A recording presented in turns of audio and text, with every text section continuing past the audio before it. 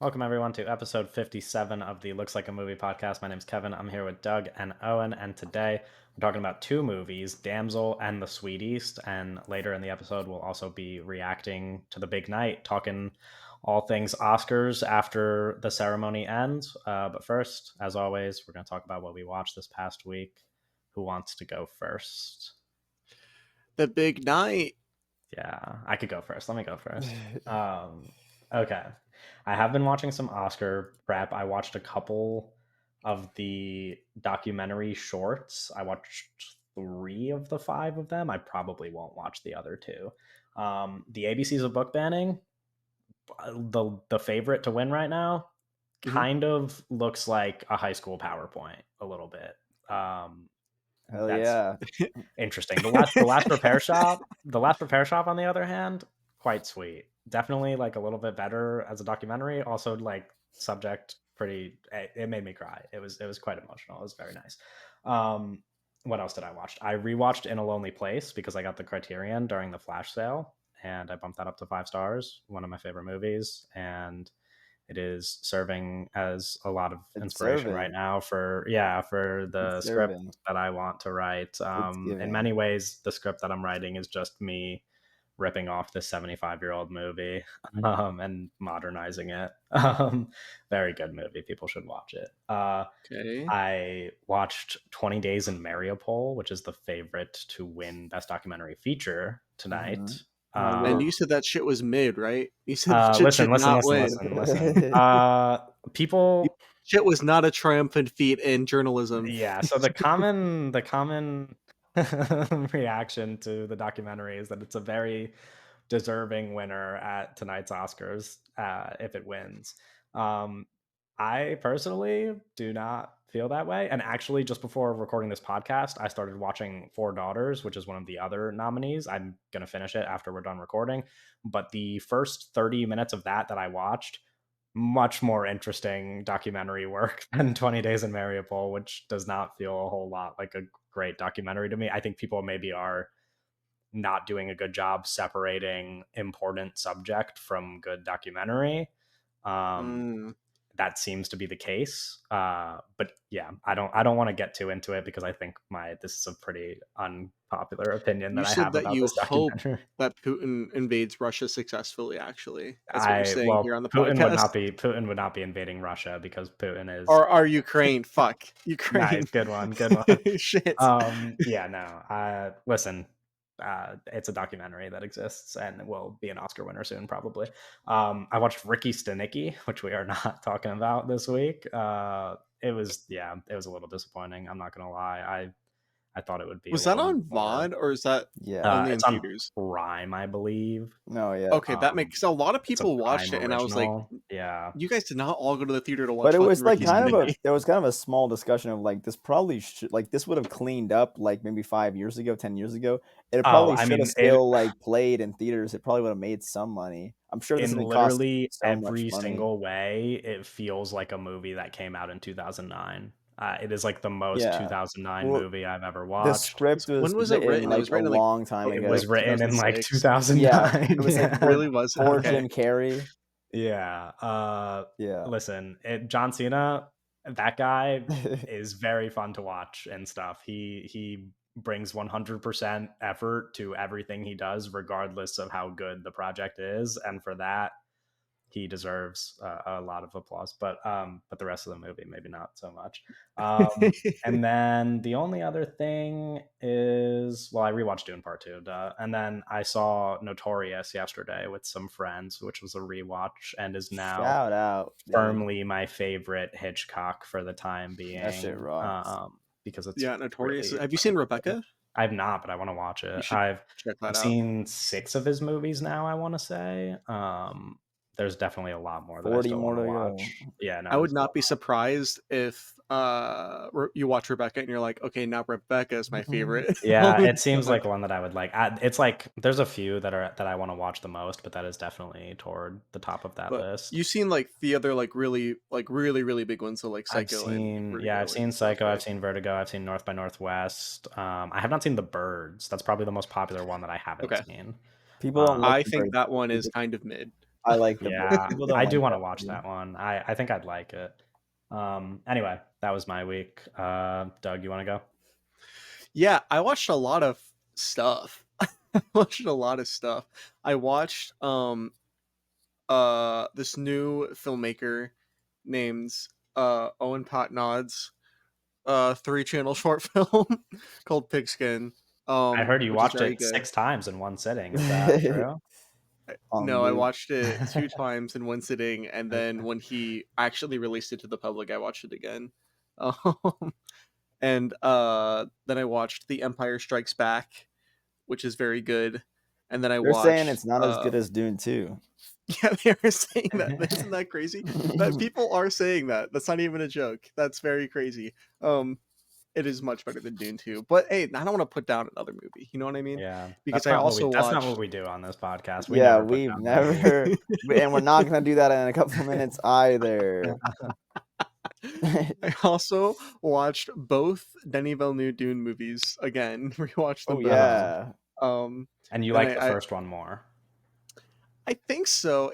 But I think that I don't know, man. I think that there's so much to pick apart with these movies because Yeah, I think that the first one is a little worse actually because of the second one now too, interesting. which is not what everybody else is saying. So I don't know. not an I don't know. ideal sitch. Yeah. Um. Then then I also rewatched a couple of cool movies. I rewatched Top Gun Maverick. I rewatched Honor Among Thieves, Dungeons and Dragons, Honor Among Thieves. Such a good movie. Such a fun time. Kind of Yeah, an the interesting movies comparison to the movie we're about to talk about. a blast. It Yes, it is. is Yeah, true. I almost. I'll say this when we get there. Actually, can I continue? Yeah.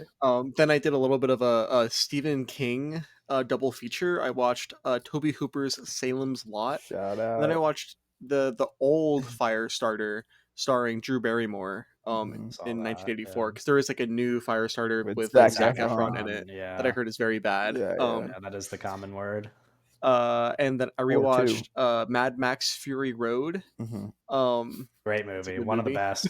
One of the Yeah, best. George Miller is undoubtedly one of our very best. Yeah. And then I watched for the first time Man on Fire. Yeah. Also a great movie. One of the best. Truly one of the best. That Yeah. movie's very good. This is a busy week for a guy who was on vacation, by the way. Just for the listeners, so you know, Doug spent this whole past week on vacation, and he watched all of that. So just Well, I'm something not to even keep done in yet. mind. Busier Oh, week okay. than when he's like at home. Yeah. Then when you're literally Oh. home doing nothing. I watched The Old Guard, which is like a Netflix movie Oh starring yeah, Charlize I Theron. remember that. Yeah. Which is fine. Okay. And then I watched the Kingdom of Heaven director's cut. Isn't that shit like 3 hours long? Yeah. How many fucking movies did you watch on vacation? Did you watch that? Did you watch that on the plane? No, I watched all of it. Like it's like we would go out, we would just like hang out, right? We would go to the beach or we would go get, lunch or whatever or do something, and then we would just like go back home and we would watch just like 2 movies, and we did that like every day. Real. So yeah, that was my week. Shout out Owen, Kingdom of Heaven. what did you watch Yeah, this that week? movie's good. Okay. I did a little bit of everything, really. Okay. We start the week off with Strike, a little Ice in the Sign going.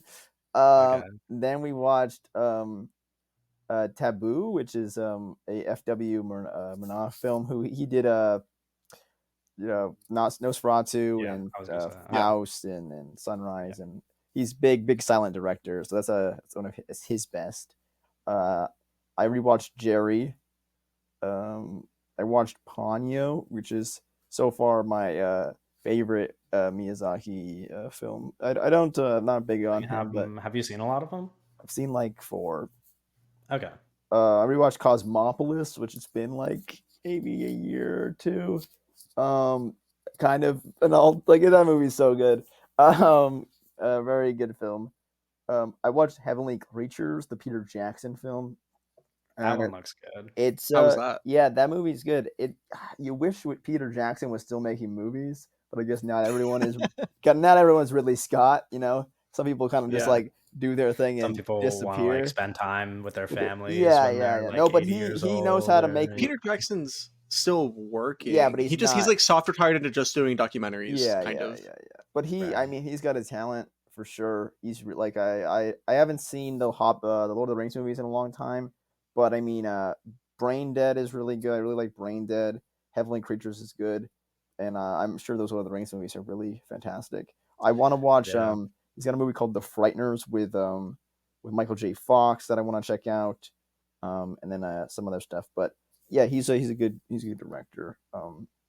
I watched Man of Fire as well, because I saw there's this clip on of Denzel going around because he it was announced that he's going to be doing another Shakespeare Play adaptation with on Jake Broadway. Gyllenhaal, right? Yeah, Yeah. with Jake Gyllenhaal. So and there's this clip going around of him doing Shakespeare on the Colbert Show, and it's just Right. such a great clip. So I was like, oh, I want to watch something with Denzel. And Man on Fire seemed like the top one to kind of check off the list. Kind of incredible movie. And I thought of I saw Dune 2 again, and then when the Watchers trailer played with Dakota Fanning, I was like, that was And cool. you'd connected Yeah, the dots. yeah. Yeah. Well, I Have was like, you haven't seen Malcolm X I yet, knew it right? was Dakota Fanning. I just it was fun to see her again right after that. Yeah, I didn't realize Dakota Fanning was in that. I haven't seen Malcolm X yet. No. I'd be curious. I mean, I think that's his best performance, like Okay. by Yeah, a I mean, good he's stretch. incredible. But yeah, I mean, he's one of the best, obviously. But that And then I watched Brokeback Mountain a couple days ago, which is great. great movie. Love Yeah, Ang Lee. Um, One of our best, Stanley. yeah, one of our Really. best. I love. I mean, everyone's in that. Everyone in that is so great. Heath, obviously, and Jake, but Michelle yeah, Williams is incredible in that right. movie, and so She's I so mean, good in everything as well. I really like Michelle really great. Williams. Yeah. So that was kind of my week, but I mean, shout out Brokeback Mountain, kind of really great. Yeah. Not the smoothest movie to transition to our next movie with, but we're gonna talk about Damsel. Okay. I think we should probably start by talking about Millie Bobby Brown because Mhm. she is the star of the movie, and in many ways, I think we can agree She probably did she the only produce this good thing too? about the movie. Did she produce I this as mean, well? she produced it. She was an exec. My understanding is that she has this deal. She has in Millie Bobby Brown has this deal with Netflix that she got as like a it was like a mutually beneficial thing out of her Stranger Things success, right? Was that she got this deal with Netflix where it was like, okay, we're gonna we're gonna strap you down, not strap you down. We're gonna Oh, how do I make it not fucking weird? we're gonna I we're gonna like get it down on paper and we're gonna commit to like getting you into movies, right? okay. Um, right. But these Jesus movies will Christ. not be in theaters, and no Right. one They're will gonna be give a like shit about them. But it is the top. It's the number one movie on Netflix right now, or the It top is, yeah. 10. Which I do want to talk I'm about Netflix dubious a as little to bit. whether or not that shit is made up, but Yeah. Well, there was that not to stray too far, and we're not going to talk about this in the news, but there was that thing about Zack Snyder saying that Yeah, like comparing for Rebel every Moon to view, Barbie, and in that yeah, quote he said oh that yeah. Netflix doubles the view count because they assume two people are watching on every yeah, device. psycho So shit. that is some insight as to I what those numbers really mean.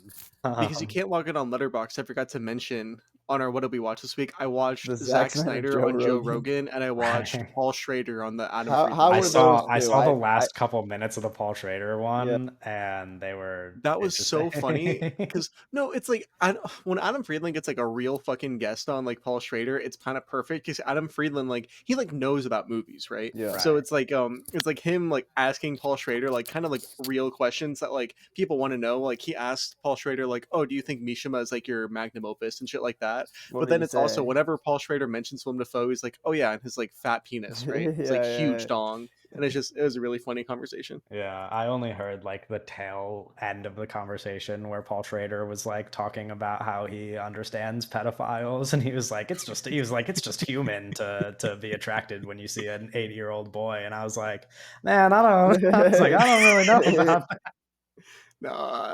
Paul Schrader, one of our best, one Yeah, of our but like best. in many ways, he could only make such good movies if he, Because he's because he not normal. understands bad people in a Yeah, way yeah, that, yeah. But anyway, Millie Bobby Brown, yes, right? Very young, I want to say, very like young. 21, right? 22. sh- She was born in '04. So Okay. 20. So yeah, 20, younger than all of us. Yes, this is true. Very incredibly successful at young age. She is she a movie star? Well, I Um, mean, what way are you categorizing that? Because Let me rephrase that. I think because I think I wrote something in our notes where I was like, is yes, Millie Bobby Brown, is she a like, movie star or a social media personality yeah, yeah, is is how she you like phrased more of it. a social media person or a movie thing or a movie person? but Like that's what kind of that famous I is she? mean that even you can get into like does that even exist right now? But I mean in terms of like movie star in the way that like a certain person like Tom Holland is, I don't even think she's that extent yet. Yeah, no, Well, like here's the Which Tom thing. Holland isn't like I wouldn't call him a movie star, but like I don't think she's there in that because she's not even in movies really. Yeah, that's what I was just about to say. This is I wouldn't categorize this as as like a movie as like in terms of like that a movie star would be I in think she it's needs to not be and Netflix in stuff. Netflix originals Yeah, before yeah. that because right now she's a TV star and her Netflix original movies Don't take her out of that. are closer to television than they are to Yeah. movies. right. Well, but So, she was also the lead in in the first two MonsterVerse yes. Godzilla Yeah, movies, but Yeah. which were big deals. Granted, I guess the real lead is Godzilla yeah, in I those, mean, but you Right. can't be the lead in a Godzilla yeah. movie. Yeah, Um and it doesn't like really carry any weight in terms of like cultural conversation. Like nobody, I don't know. Yeah. I think people think of her as a TV star, and I think she would have to be in some some big theatrical She gotta start releases. watching movies. But I think social media personality is probably a little too far because because she is like act I don't know if you guys follow her on Instagram. She posts a lot on Instagram. She's very active on Instagram. right. But Um I think it's important that we touch. I listen. I said this before. I mhm. don't know if you guys agree, but like I do think she's pretty good in a bad movie here, and I do think I she's think she like solid here. has I think she has talent, I and I've I think think even she has seen the that best in performance Stranger in the whole Things. movie yeah. for Yeah, sure. No, it's But I very think that she there's a does lot of stand good out. actors that give really fucking bad performances in yeah. Damsel. There's no good. Well, I wanted to talk about the cast as a whole, but I want to talk about Millie Bobby Brown first because obviously this is like very much Yeah, her it is her. movie. That's part of why I'm very frustrated by this movie because this is like a star vehicle or an But it's a attempt at a star star vehicle, but vehicle. I don't even think if it was good, it would really work as a star vehicle because it's not. It's just Netflix, you know.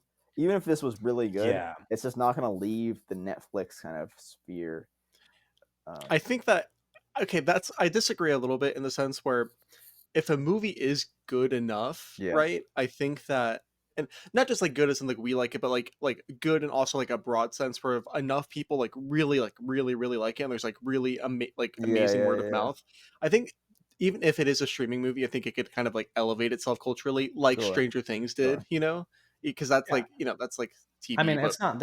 um, Yeah, there's movies that I have seen released on streaming that I'm like, those are good movies. I mean, it's it's rare, and a lot of them are pretty bad, and like most of them most of the good ones fall into like a middle category where they're like good, not Yeah, great yeah, kind yeah, of yeah. thing. Like it's like you're fortunate if they're good movies. Um, but But yeah, would no, it being, but would it being that good streaming movie propel her in a way that it like just the next season of Stranger Things would? Like, do you think? I don't know if that would no, really because the help. problem with these movies, and you like you said, it's the number one movie on Netflix right now.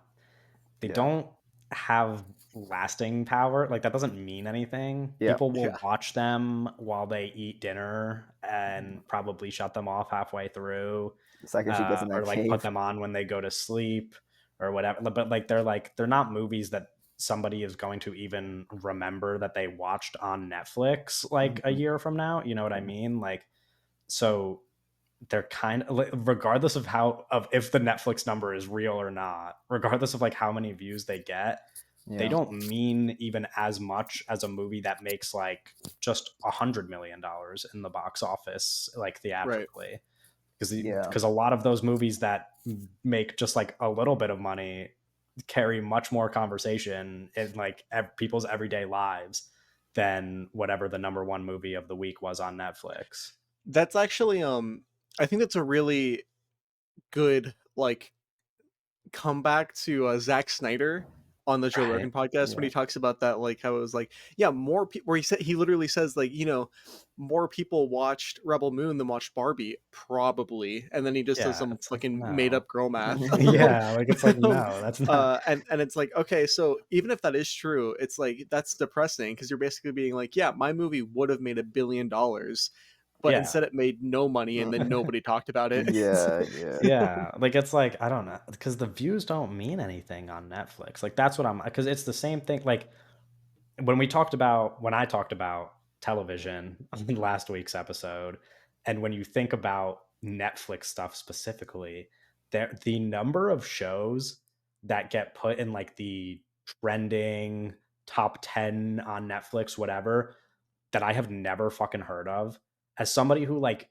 Yeah. genuinely makes an effort into being invested in these things, whether I watch them or not. You know what I mean? Like I try to keep up with the TV shows that are coming out. There are so many shows that are huge hits on Netflix that never even make their way to me from like regular people in my life who just watch Netflix casually. It's just like these don't mean, I mean, Stranger Things is a big exception, I guess. But also Stranger Things is also kind of like a corpse being held up from like an older era of streaming Yeah, television where like we and had more. people Yeah. don't even really like it anymore. I know a number of people who used to be huge fans of Stranger Things during the 1st and 2nd or even, like, 3rd season, and at this point, I've heard them say to me, like, "I don't really care about this last season." Like, they're tired of it. Yeah, Stranger Things is such a weird fucking phenomenon because I have normal friends in real life that aren't super into like you know what I mean, like don't know Yeah, a ton of ball, right? But are like sure. but they like watch stuff, like they're into Marvel and stuff, whatever. But they said that the last season of Stranger Things was definitely the best season of Stranger Things, and also they're like, but also like once the last season ended, they were like, yeah, but you can't get excited for the next one because like there's no timetable for when that shit is coming out, you I know? felt Yeah. yeah, I felt watching the 4th season that it was simultaneously the worst and best season of the show that I was watching, because there were highs in that season that I thought were much more interesting than the rest of the show. They also made, like, 2.5-hour episodes, and I was like, "Dude, I don't Yeah, fucking need this." Like, I was like, "This shit is that's boring, I'm sorry. Mhm. I don't need a movie-length episode of television and then have to watch 7 other episodes of like, I'm good. I'll pass." I Like, did it's a not watch lot. the last season of Stranger Things because that is a lot. Like, I Yeah, already think that Stranger Things is a lot. I only watched the first season and I was like, this is a totally adequate like Spielberg riff. It's like Yeah. right, it's fine, right? right. I don't need to watch enough, like more of this. But then from like hearing my friends people talk about this last season as it like when it came out, because it came out like two parts, and like as it was coming out I was like kind of like listening to the conversation because it's like I like there to be like big moments like that, and Stranger Things is like still a big moment when Yeah. it happens. But like they were like, yeah dude, this like the finale was like almost 3 hours long or something. I was like, what Yeah, are you it's talking very about? it's kind of ridiculous. But Damsel, right? Yes, back to Damsel.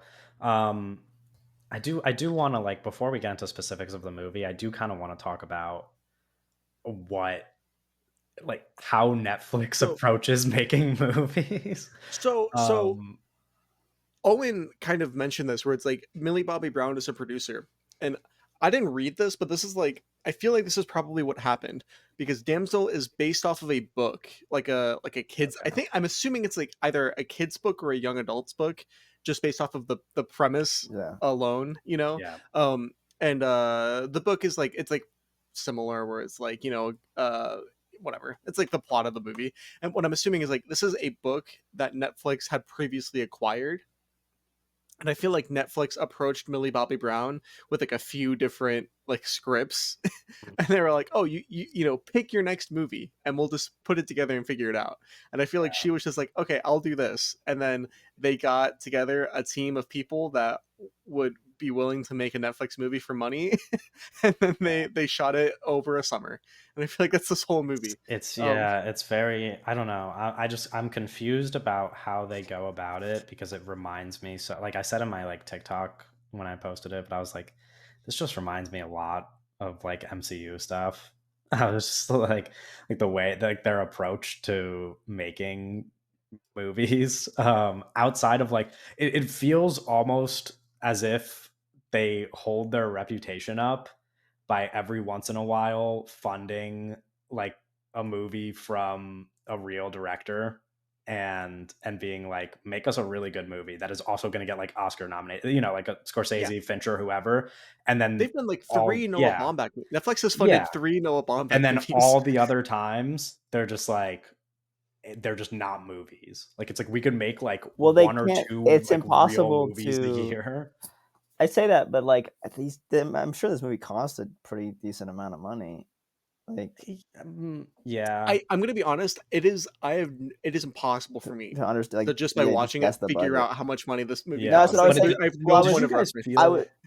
No, what are you gonna say on? I was just gonna say, like I was gonna say originally, like it's impossible for them to just like throw out these budgets like they were giving to all these high directors for every movie. But then I was like, but this It movie is, yeah. probably cost a decent amount. Like they're probably throwing a lot of money for these bad movies too. I'm sure Yeah, not every movie, but like a Millie Bobby Brown movie that like I don't know. This movie probably cost a decent amount of money. Millie Bobby yeah, Brown definitely got paid a lot to do this movie, Yeah, right? I'm yeah, sure And that's the same thing with or the like something like director got Red 50 Notice, right? bucks. Like where Red Red Notice. No, Notice true. They probably probably did. got That probably cost a a lot lot of of money money. too. Just yeah. But it's again, it's not really their focus isn't really quality or box office. It's really just oh look at these big names. Let's click on this Mhm. movie because Red. I mean, people watch Red Notice.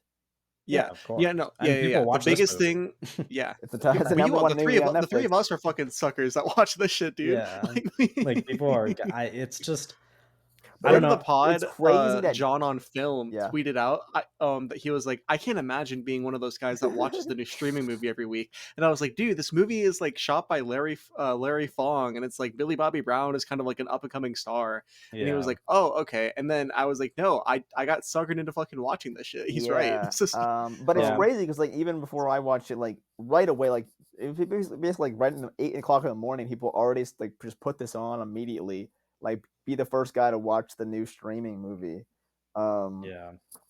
I mean, listen, I can say this now that we've all seen the movie and don't like it, yeah. because I was saying this to some of our mutual friends last night. But I was like, when we were at the beginning of the year doing our most anticipated thing, and I knew that Doug was excited for this movie, and I was trying to narrow down like the list of movies that we were going to talk about on the episode, and I was like, I have to knock something off for Damsel. And in my head, I don't even think I said it on the podcast, but in my head, I was like, I don't know what you guys see at this. I was like, because I was like, I know what it's like to watch a Netflix original. I have put myself through that many a times. And I was like, I get that you guys are excited for this thing, but I was like, I know what movie this is going to be. I And I just kind of like kept my mouth shut. I was like, maybe it'll be good. I I was even so got a little, optimistic. I you was even so convinced me to be, optimistic. you even convinced me to be a little bit optimistic. I was like, maybe this won't be a Netflix original. It was. But I've seen a lot of those. I've yeah. watched a lot of them. I've I suffered. think some of the stuff that I was like the reasons that I wanted to watch it are kind of still there. They're just kind of buried down in the Netflix. Like I think there are Sure. like some framings in the movie that are like, oh, that is Sure. Larry Fong. But then there's like another like 8 million things that are just not like him. That's just like Right. under like the Well, that's the same coverage way of you talk about the Netflix. MCU stuff. Like, Yeah, that's no, what I it meant. reminded Like, me of it's not as good as this movie, which is a crazy thing to say, but it reminded me of when the Doctor Strange Multiverse of Madness movie came out, and it was like, right. oh, there's some stuff that is Sam Raimi in this, right? Yeah. And when watching this, it's like, oh, that is like that shot right there. That's Larry Fong, but Yeah. not the whole movie. Is just not them. Like it's just not their movie. And there, it's like it's just another gig for them.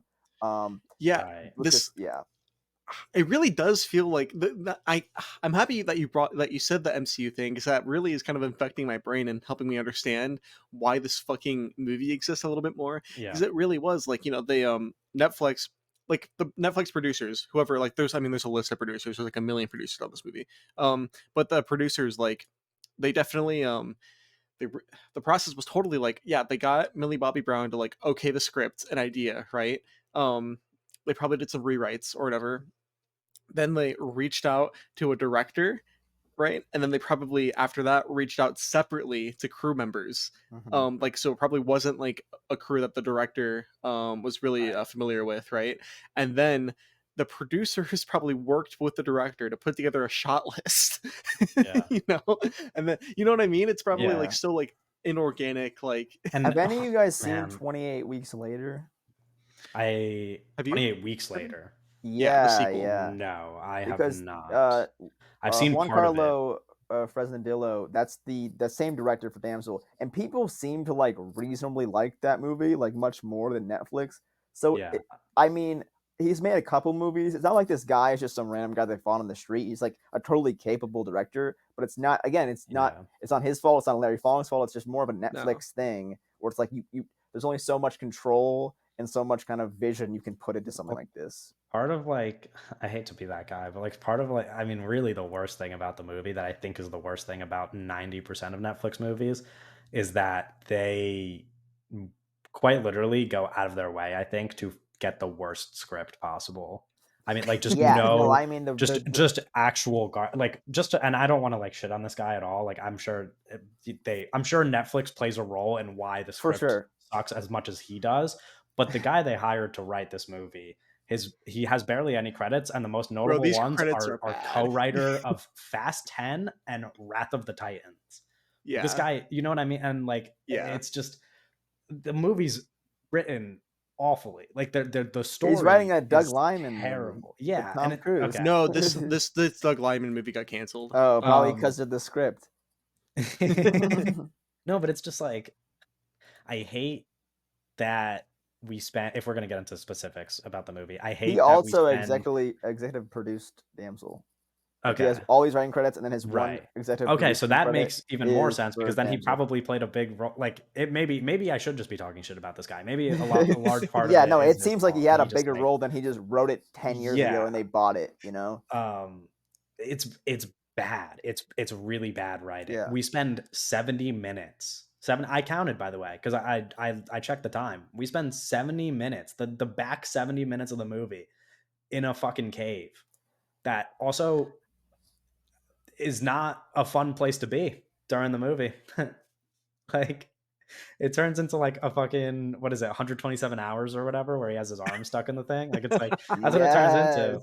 and I'm just like, Well, do we need this? Like is that I don't they know. the dragon in this movie, which is like the whole meat of the film is Millie Bobby Brown getting hunted down by a dragon in a cave. Yes. That is like the entire second act of the movie. Yeah. Right? And that sounds cool. Another reason why I was like, man, maybe this movie's gonna be fucking sick, right? Yeah. Because that sounds cool, but it's like everything, even beyond the fact that the movie's ugly, right? Yeah. A lot of the movie's ugly. Even beyond that, and like the movie is lit in a really annoying way that I feel like Yeah. only fucking Netflix movies look like this. Hmm. Agreed. Um, Beyond those things, which are really easy to point at, you don't have to be smart to look at that and be like, this is fucking bad, right? But Yeah. like the whole feel of the movie, like that dragon feels so weightless, Yeah. and like the lava looks like not lava, sorry, or like fire breath Yeah. looks like not dangerous or real, The um dragon sucks. and I even was not a even fan. no, the dragon, no, that's my thing. One, I listen, it's not the voice actress's part. I think that she who is it? It's Sohre, oh She's got a gosh, long name. Yeah, she's got a long yeah, yeah, name. yeah, Yeah, and I Doug can't Doug is great at butchering names. I'm really Maybe you bad. should just avoid it. But I don't think that she's probably a fine actress, right? She's not in any movies I like. I'm looking at I don't like any of these movies, but she's probably a fine actress. But it's Sure. like I think that she is miscast as that dragon, and also I think the way that that dragon looks is stupid, and I think Yeah. that when the dragon flies around, it looks dumb and fake. And if there's moments even too where I'm like, are they using the volume? Like, I can't tell, right? But it feels like they're using the volume because it feels like, oh yeah, Millie Bobby Brown is not in this fucking cave. Like there's Yeah. there's Yeah. it looks like there's like a matte painting, but like a fake like CGI matte painting behind her to make the Right. cave look bigger. And I'm like, come on, guys, like Mhm. what the fuck? Like, Yeah, well, that was my big when I mentioned Dungeons and Dragons before, I was like, that my experience with the movie, because I went in quite optimistically after I knew how excited Doug was, I was like, I'll approach this as politely as I can. And I'm watching like the first half hour of the movie, and it feels very much not that it like feels exactly like Dungeons and Dragons, but I was like, if this is like kind of like a goofy, like Like a Walmart version. fun-ish, like it's like something like Dungeons and Yeah, Dragons, yeah, yeah. and it was kind of setting up that vibe. I was like, I could enjoy this enough. Like I was like, this is fun. I thought there was gonna be like something going on with Nick Robinson and Millie Bobby Brown. Like I thought the direction that the story was going in was that like he was gonna like like I knew something was suspicious. I thought he was gonna like be with her, like he was gonna be like betray his family kind of thing and be like this is wrong and like Yeah, blah blah yeah, blah. yeah. He just isn't in the movie after once we get in the cave. Like I just didn't realize that that was going to be such a big chunk of the movie, and I really don't like that we sort of set up a pretty big world in like 30 minutes and then it's really It for nothing because we feels don't like go back to it. I talked about like what is the budget of this movie. The script feels like we don't have enough money to make a bigger movie, so we're going to put you in a cave for like Yes, all exactly. the That's what I was like gonna it say. That's literally what I was gonna feels ask like you guys the before. only way this like script like why would you do this is like, oh, we don't have enough money. It feels like Dungeons Yeah, and Dragons with a smaller budget and you just you can't do a big adventure, so you have to just shove her in a cave. Like that's what yeah, it feels like. It feels like you just have to make this weird adjustment because you don't have enough money to yeah. do other things. Because That's like also what it felt like to me. Yeah. why would you like what's the point of a fantasy movie? I don't like we don't do anything like fantasy. We just are in a cave, you know? Well, I think that like I think listen, I think that having the whole thing be like, okay, it's Millie Bobby Brown in a cave being hunted down by a dragon. No, That could that's be a good short. movie. That could be a good. It's just it's Yeah. I'm not uh, I'm not opposed to like the tight, I like like it would enclosed have to space, be like like a trapped, you just yeah, got to be trapped more in one horror movie location then. It just thing. doesn't like commit to like a horror Yeah. movie thing. Well, no, my problem is that like if you're gonna establish that, I don't want you to establish a giant fantasy world beforehand. Like personally, I was like, big castle. We traveled across an ocean. Lots of stuff going on here. Lots of world building. We don't spend any time in that world. I was like, okay. I, Yeah. if it was just like a stuck in a cave movie with a dragon, I'd be like, that's pretty cool. But I didn't really need all that stuff beforehand, and nor did I need like especially this little section that was really like the part of the movie that pissed me off in retrospect, like looking back at it, because there's a scene where Nick Robinson and Millie Bobby Brown are like walking and talking before they do their whole marriage thing. And I was like, this is kind of cute. I was like, this is kind of sweet. And I then he's not agree. in the movie. That part was cute. That part was also so ugly. It was Oh, making me sure. mad. Yeah, Yeah, It yeah, sure. was yeah. making me But mad like how I bad like that I shit genuinely I looked. mean, listen, I'm a bigger Nick Robinson defender than most people, but I was like, there's like a little something here. I was like, they're like good together on screen. I was like, Yeah, I can buy if like they have a relationship for the length of a whole movie, but they don't. yeah. So I was watching Damsel with my mom, and during like the part where they were like walking and talking in the garden or whatever, she was like, "Oh, so is this just like a gonna be a fantasy rom com?" And I was yeah, like, that I "I would like that know so much more, it's by the not way. gonna be that. I know." I would have liked that so much more, which I knew there was a dragon involved, so I knew that that probably was not going to be where the movie goes. Yeah. But I don't like that they gave me hope. I don't like that they set up a potential like better movie. I think okay, um, so the world of Damsel, right? yes. It's it, I immediately once the movie started, I was like, "Uh-oh," because it takes place with like it opens up kind of with what's her name? Millie Bobby Brown, right? Mhm. LOD. Um and her family are like northerners, like poor like a poorer Yeah. kingdom, Yeah. right? Poor like poorer royalty from like a kind of like a faraway place where it's cold. And there's a scene where it's like she goes inside to talk to her dad and her stepmom. Her dad played by Ray Winston. Bray Winston and her stepmom played by Angela Bassett, both of them giving not the best Yeah. performances of their career. Maybe some of the worst. Yeah. Yeah, I mean, listen, Angela Bassett almost Great. won an Oscar. Yeah. Great Wow, actress. She's fed Great up. She's actress. fed up with that She's after that Oscar yeah. it's loss. really bad here, Yeah. really bad This here. is like it feels like a recurring theme is like lose an Oscar, make a really bad movie to like rub it in people's faces after. Because that was the Kerry Condon Night Swim thing that happened this Oh, past year too. Like it's like if you lose the Oscar race, you're making a really fucking shitty movie after. But when like those characters are introduced, right, and it's Millie Bobby Brown's character is inside going to like talk to them, Yeah. and it's like her dad's basically like, you have to go get married to this prince in a faraway place, whatever. I was immediately like, oh, this looks like a super clean like Game of Thrones shot composition, you know? It looks like Game of Thrones shot composition with less natural sources of lighting, and it looks like it was shot on like a DSLR. You know what I mean? Yeah. Like I was immediately like, fuck, or fuck, it's over. Like this shit looks like ass. Yeah. Um, And then it does for most of the rest of the movie. yeah. Um, yeah. It's not nice to look at, as most Netflix originals are. Can you guys educate me on a Mr. Larry Fong, who you guys know much more about than I do? That's Owen's guy. Okay. Yeah, But I listened to an interview with him. He's cool. Uh I mean, Larry Fong, like the big thing for me is like Larry Fong shot BVS.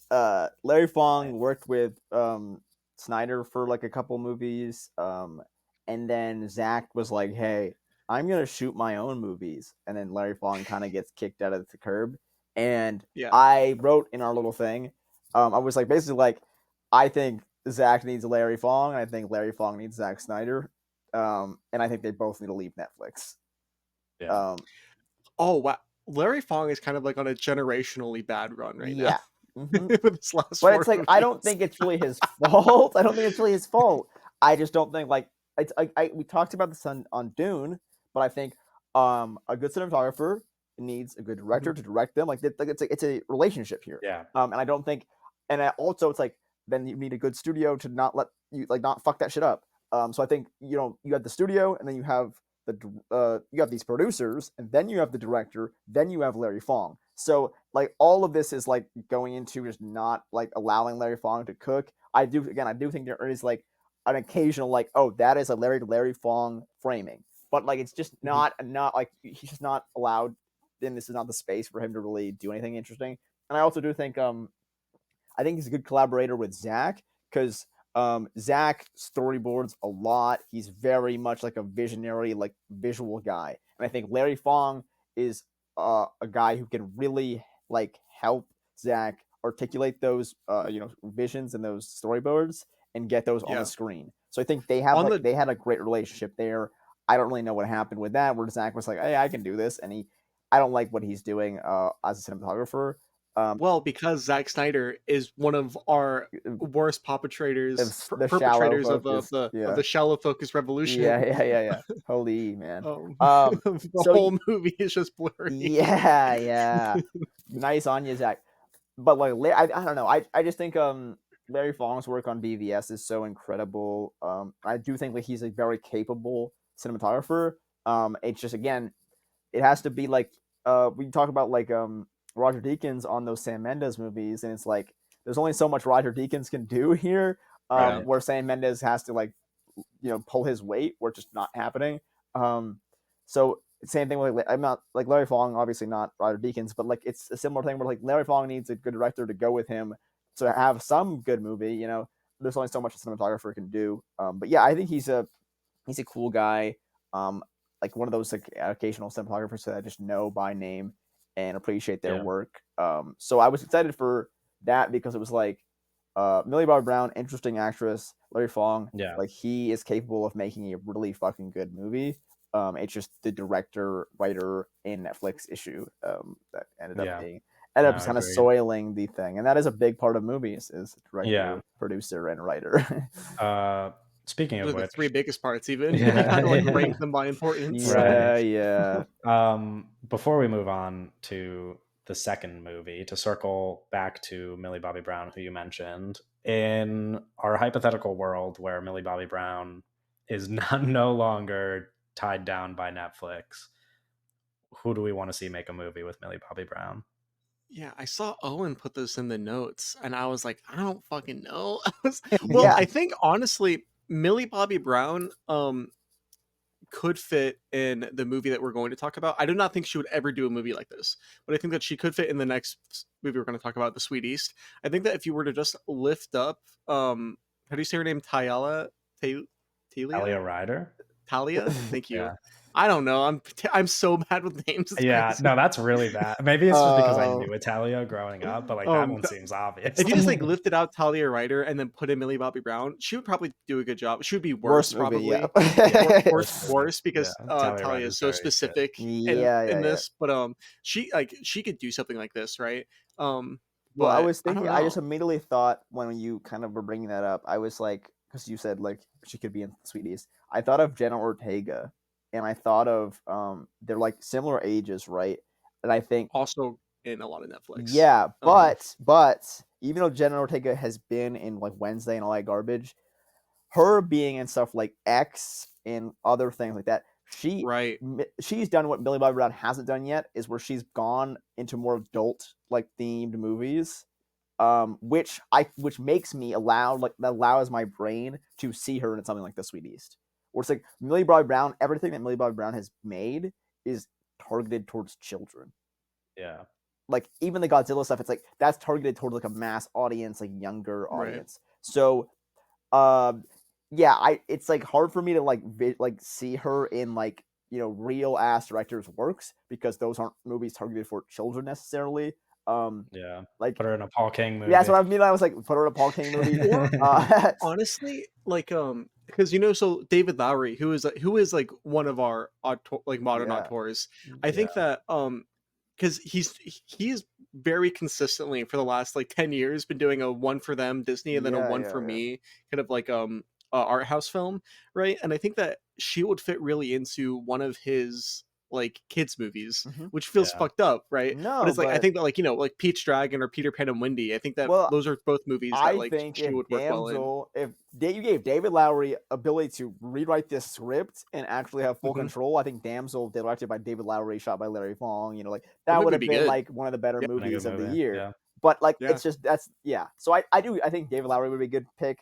I think anyone that's the thing is she still feels like a child actor to me. So like anyone who is good with working with child actors, like obviously like M Night Shyamalan, who's like famously known for like working with kid actors, to like getting a really good Yeah. performance out of them. I think she, but again, that's the thing. It's like she just hasn't done anything adult yet, so it's really hard for me to see her in like those adult roles because she just hasn't shown that she Another like can do that or is interested in doing that.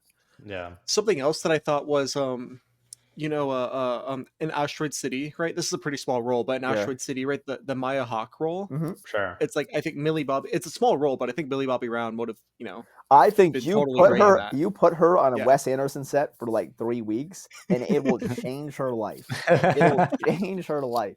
He's gonna make her watch like the craziest shit, and she's gonna like her brain's no, gonna explode. it's gonna be on set talking about these obscure fucking westerns that he's Yeah, yeah. referencing. No, because It's like, I That's always funny. I know Wes always is like telling people to watch certain things, and like yeah, Yeah. I think let Millie Bobby Brown be on that set for 3 to 8 weeks, and just like let's see what happens. Because I mean, there's that clip going around where she's like, "Yeah, I don't even know what Alien is." Basically, I haven't seen Kill, but like, it's like I mean, but it makes sense to me she got as like a so famous so young. so famous, Like, so young, 20 years old, in a yeah, generation of people who do not watch movies or don't give a shit about movies.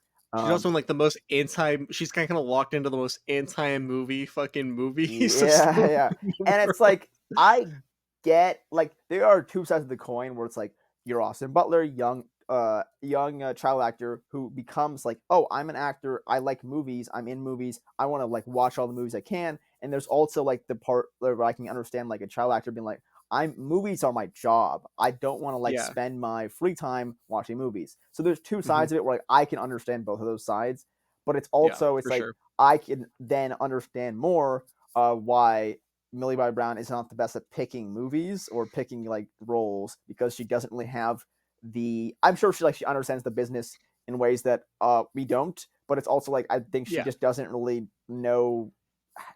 Obviously she doesn't really know much about like cinema as like a like I don't know how to it's kind frame of like, that. do you want to be, like Austin Butler and Millie Bobby Brown? It's like, do you want to be James? Do you want to try and be James Harden, or do you want to try and be LeBron James? Like, you know what I mean? That's Crazy. so Like silly. I would think it's more like, do you want to be like do you want to be like modern Dwayne the Rock Johnson, or do you want to be like when he was doing Southland Tales or something like that? Like it's like, do you want to be like superstar, megastar, doesn't matter what movie you're doing, or do you want to like actually pick interesting roles? Speaking of Right. Austin Butler, that kind of goes into what you were saying. Did you guys hear about how he turned down the Rooster, the Miles Turner role in Top Gun Miles Maverick? Teller. Miles Sorry, Teller. Miles Teller. Sorry, Miles sorry, Turner, Miles. center for the Indiana Pacers. No. I'm sorry. We were talking about Man, basketball. imagine Austin Butler on the Pacers, man. I wonder if Austin No. Butler's a good shot blocker. But He's I don't think it was not Miles tall Turner. enough But do you know but like did you hear about that, how he turned down the Miles Teller role? for Because it was the like Tarantino. for the Tarantino role, right? So he turned down being like the co-lead in basically this mhm. Yeah. billion-dollar movie just to be like a minor character in a In a Tarantino movie. Yeah. That is And some real shit. that Dude. is That is yeah, some real- 100% from Well, just he's got it, though. knowing ball, right? Like that's Yeah, just like Yeah. Austin Butler has it, so that's a like and he's probably on a select list bigger of people. paycheck, definitely a bigger paycheck. Yeah, Yeah. no, he's like co-lead with Tom Cruise on that Top Gun movie. Like, Yeah. yeah. But like I don't know, there's only so many Tarantino movies that come out. It's like that's a And I think that's exactly what he said in an interview that asked him about it. He was like, yeah, he was like, that's an he had the opportunity choice you between can't him. pass up right there. Exactly. Yeah. Yeah, there's Good for actors, Austin man. Butler. Actors, man. Actors. What are you gonna do Speaking about them? of, I What are do you gonna want do to. about them? I do Oh want yeah, to what an actor's start. fucking Yeah, I do want to start our in next this movie, next by movie. talking about the cast. We're going to talk about the Sweet East now. Oh yeah. Starring Talia Ryder, but also Simon Rex, Io Debris, Jacob Elordi show up. Jacob A number of Elordi. people. How did we feel about everybody in this movie? I had a very hard time writing notes for this movie Yeah. because this movie is kind of a nothing burger in a Yeah. ways that I was not expecting. Yeah. Well, that's why I want to talk about the performances first before we get into specifics Yeah. about the movie, because it's a bit of a weird movie to discuss, I Yeah, guess. so but- it's kind of like an Odyssey kind of like movie where it's like you got this one character and you're just kind of following them on like this journey. Like it's very much like right. so we just characters kind of come in and out. So It's similar to It's structurally similar to Beau's Afraid, if you've Yeah, seen that. yeah. Very much, yeah. Worse in like a sort of like writing like it's just a pure like writing standpoint. It's like very like not as good as Bones Afraid. Yeah. But like I like the performances I think are really fun. Like I think everyone who comes in that are like big names or like kind of just eat the screen. Like I think that's really fun. I mean, listen, I'm like the world's #1 Talia Ryder fan. Maybe not #1, but I've been. She has a lot of big fans after this movie. No, sure, yeah, but I've been quite the fan of her. I saw her in her first movie, like her first movie ever, and I was like, she wasn't the lead, but she was like the lead's. She was the lead's best friend in the movie. She's the second lead, and I was like, she is good. I was like, she caught my attention. I was like, she can act. And then I even went so far as to watch her in bad Netflix movies, which circles back to that part I mentioned before about how I watch bad Netflix movies. I've seen her in multiple bad Netflix movies, by the way. Right. I think she's very good. And I think this is the first movie that is out there for people to really recognize that. And I think there's going to be a very short amount of time between this movie being seen by people and her being cast in a lot more shit. Yeah. I mean, she's gonna be she's in another movie. She's gonna this year. be Like, in this the is- X-Men. like, I think she. Okay. I don't know. Goodbye, I think Talia she's Ryder. And speaking of, she's like the same age as Millie Bobby Brown. She's like 21, I think. Yeah, so that's just the difference in like I Yeah. just think she like I don't know, she suited herself up for like it's tough because also Millie Brown is like the child actor of our generation pretty much. Yeah. But it's like I Yeah, think obviously a like bigger, the obviously, child. Yeah. yeah, obviously a bigger name, but in the sense that like No, yeah, but this is moving like forward and the movies that we're going to talk about on this podcast, for example, that we're going to enjoy, much better chance that Talia Ryder shows up in one of those than Millie Bobby Brown. I don't know. I like she set her up. We'll talk about the specifics of the movie, which I don't love, but I don't dislike. However, when Talia Ryder shows up and like we get that beginning like title sequence where she's singing in the mirror, I was like, yeah, she's a star. I was like, she's a star. Yeah, she's good. I was She's like, good in it. Put her and stuff. My she's so favorite, honestly, she's good at it, but to be honest with you, the only standout for me in Is the whole Simon movie Rex. is Simon Rex. Interesting. I But wasn't but sure it's which like one of you. but for me, it's like it's very much because Simon Rex is like the only person that actually has like anything to do in the movie. Right. Yeah.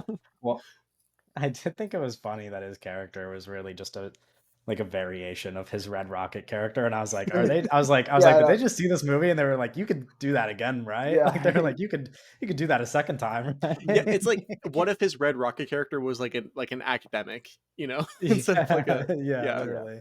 But it's like that. Well, I don't know that his Red Rocket character was a is a Uh, Nazi. Nazi. Yeah. yeah. I don't remember that detail of the movie, but like both, definitely one more overtly, but both definitely pedophilic in Yeah. character. It's his character is kind of interesting in this too a little bit because his character is like kind of like trying to do like a weird what's the guy in the lead did like Humbert or whatever like the Lolita guy like Oh, I don't know it's his character's interesting.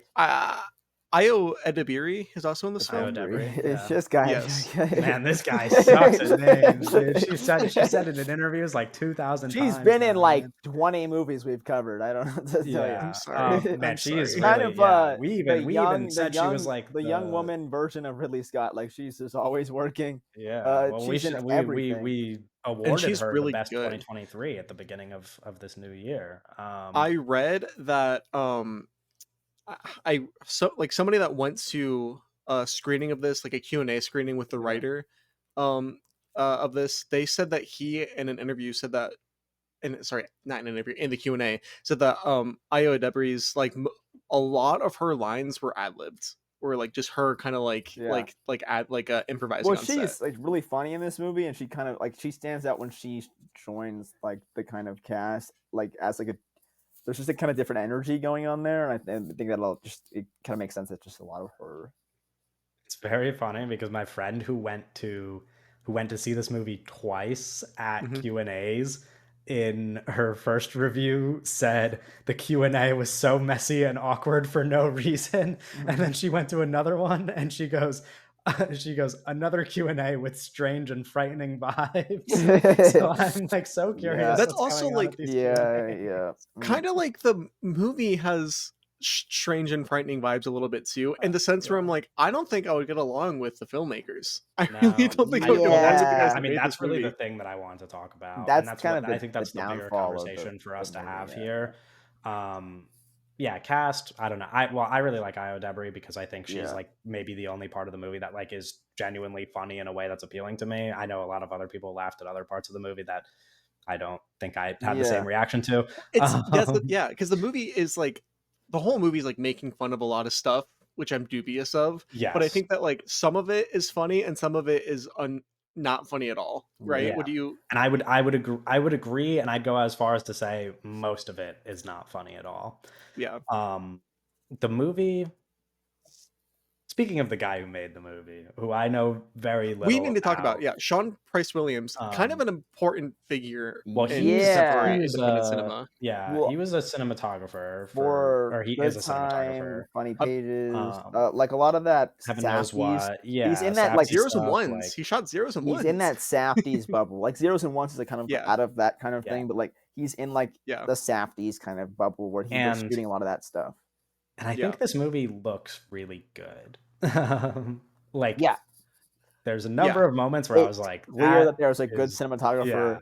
yeah, I I was Yes. just like, don't "That know is if good." I don't know if he's. I don't know. I think it's a fine directorial debut, but I worry if like he is just gonna be a great cinematographer, not a great director. Like I don't know, but it's also Well, Well, again, it's like his first also movie, so I don't know. notable the writer I think is equally as notable as the director here Yeah, because yeah, yeah. Nick Pinkerton. This is the only movie he's written, and Hmm. he is a film. He's a career film critic. Hmm. Um, yeah. Yeah, uh, which I don't. I wish he would have. I Um, don't know. That's like the. I don't yeah, know if that's right. the guy to get for your first fucking directorial debut. Like, I don't and know. because I wish I knew how to describe what the The like what vibes. I felt Yeah. with like how this movie was speaking to the audience because it feels simultaneously like it's like made by somebody who thinks they're being smart, but then if you It's take the movie seriously and try to criticize it and point to things that you think are bad in what it's trying to say, people would be like, "Oh, well, you're not supposed to take it seriously." Like that's the point. yes. And Yeah. that's like an It's the impossible conflict most to wrap my head around because it's like how are you making the movie and propping it up to be this like smart commentary on like this landscape portrait of America, but then it makes decisions that kind of like negate any criticism because it feels like any decision it makes, it's almost like setting itself up for people to be like, no, you're misunderstanding this. it's the most, like, politically ambivalent movie Yeah. I've seen in a like, ever, maybe. It's It's the literally most just like everyone sucks, by the way. It's Yeah, like yeah.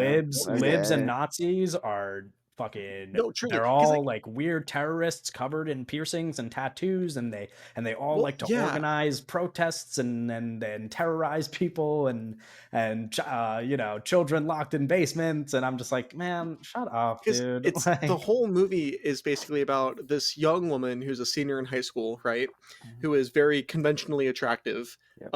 but does not give a fuck about anything, and it's just her basically wandering in and utilizing people's projections onto her, right? yeah. And utilizing that for her self gain until she gets annoyed with them, and then goes And then somewhere moves to a else, and different is location. Yeah. yeah, and does that Um again, and then goes And somewhere else, and she does not care much about any of, like, the anything. views Yeah. that these people the various views that these people have. She really likes using specific slurs a number of Yeah, times, yeah, it which, was, like, it other people in the movie even know, like, Jacob Elordi's character is like, "You use that word a lot." And yeah. I'm like, Weird, "Man," I'm like, just "Why because did it's you like call attention to that?" I j well, that's I the thing too. Because I was like, "Oh, that's, like, probably the best line in the movie," but I'm Yeah. also it's like, "What the fuck was the writer thinking when he wrote that?" I'm You like, know, "What?" also, like Like I don't know. I saw a review on Letterboxd where someone said it reminded them of like the really popular Eminem period. Like right. they were like slurs and all, and I was like, yeah, this does feel like a 2006 Eminem music video in a number of ways, doesn't it? It's yeah, Uh, I don't know, because my biggest thing, I was, like, watching it, and I was like, because we're doing it for the podcast, and Yeah, I was like, "This is, like, a very this movie premiered at Cannes and competition at Cannes, like, it's, like, a very serious film yeah. with a like, a very notable cinematographer, right? yeah, Directorial debut, and a huge cast, so I was really, really watching it, I was, like, super dialed in, super considering it, and throughout the whole thing, I was like, "I don't know, man, like, I don't know." Um, It's tough because it's like immediately I'm kind of grabbed by like some of these images because I think like yeah. the There's images so that much stuff with like mirrors and there's reflections and I stuff that I'm like, think these I are mean it's we're gorgeous. so early on in the year and there's a lot of shit we like most of the stuff we kind of talked about has been like kind of garbage that's come out Yeah, this year. Like yeah, I've only seen like maybe 6 movies that come out in 2024. For right. me like it's not even close like best looking movie or best like cinematography, best images, whatever you want to say. There's stuff that happens in this movie. Like there's like this crazy like matte painting thing in like the one of the like the third act. yeah. Like some of the stuff that they're doing here, incredible stuff. Yeah. Which like kind of pains me like that the rest of the movie is just kind of like I don't I'm not vibing with this. Like I don't know. It's like Yeah, if you like everything was off taking to me. like out of context like kind of screenshots and like of images or sequences like best movie of the year, but it's like then it's like the rest of it is like I don't know about all this. It's like it's very clear that like yes, the cinematographer made this. I'm not sure if like he's the greatest guy and the writer is not good. Like it's like I don't know. It's Yeah, weird. by greatest guy, I don't like outside of talented, I don't know if I like these human Yeah, yeah, beings. no, but You it's like know, like it's very clear it's like a talented person made this, but I'm like it's like it feels very misguided. And it's again like yeah, the actors are really great. Like it seems to be like a recipe for success, but then it's like oh, there's something else that we did not think about coming into here that is kind of fucking it up. Oh, it feels like a very modern movie, you know? it Like feels I hate myself for saying this. It feels kind of like a Channel 5 video. no, I think that it has It like kind of it like feels like Channel 5 someone saw a politics Channel a little bit. 5 Yeah. video and was like, "What if we made this a movie?" And keep in mind, Yeah, there was a point in time where before I was not so much a fan of Andrew Callahan, I quite enjoyed Channel 5, but Mhm. that's like real life.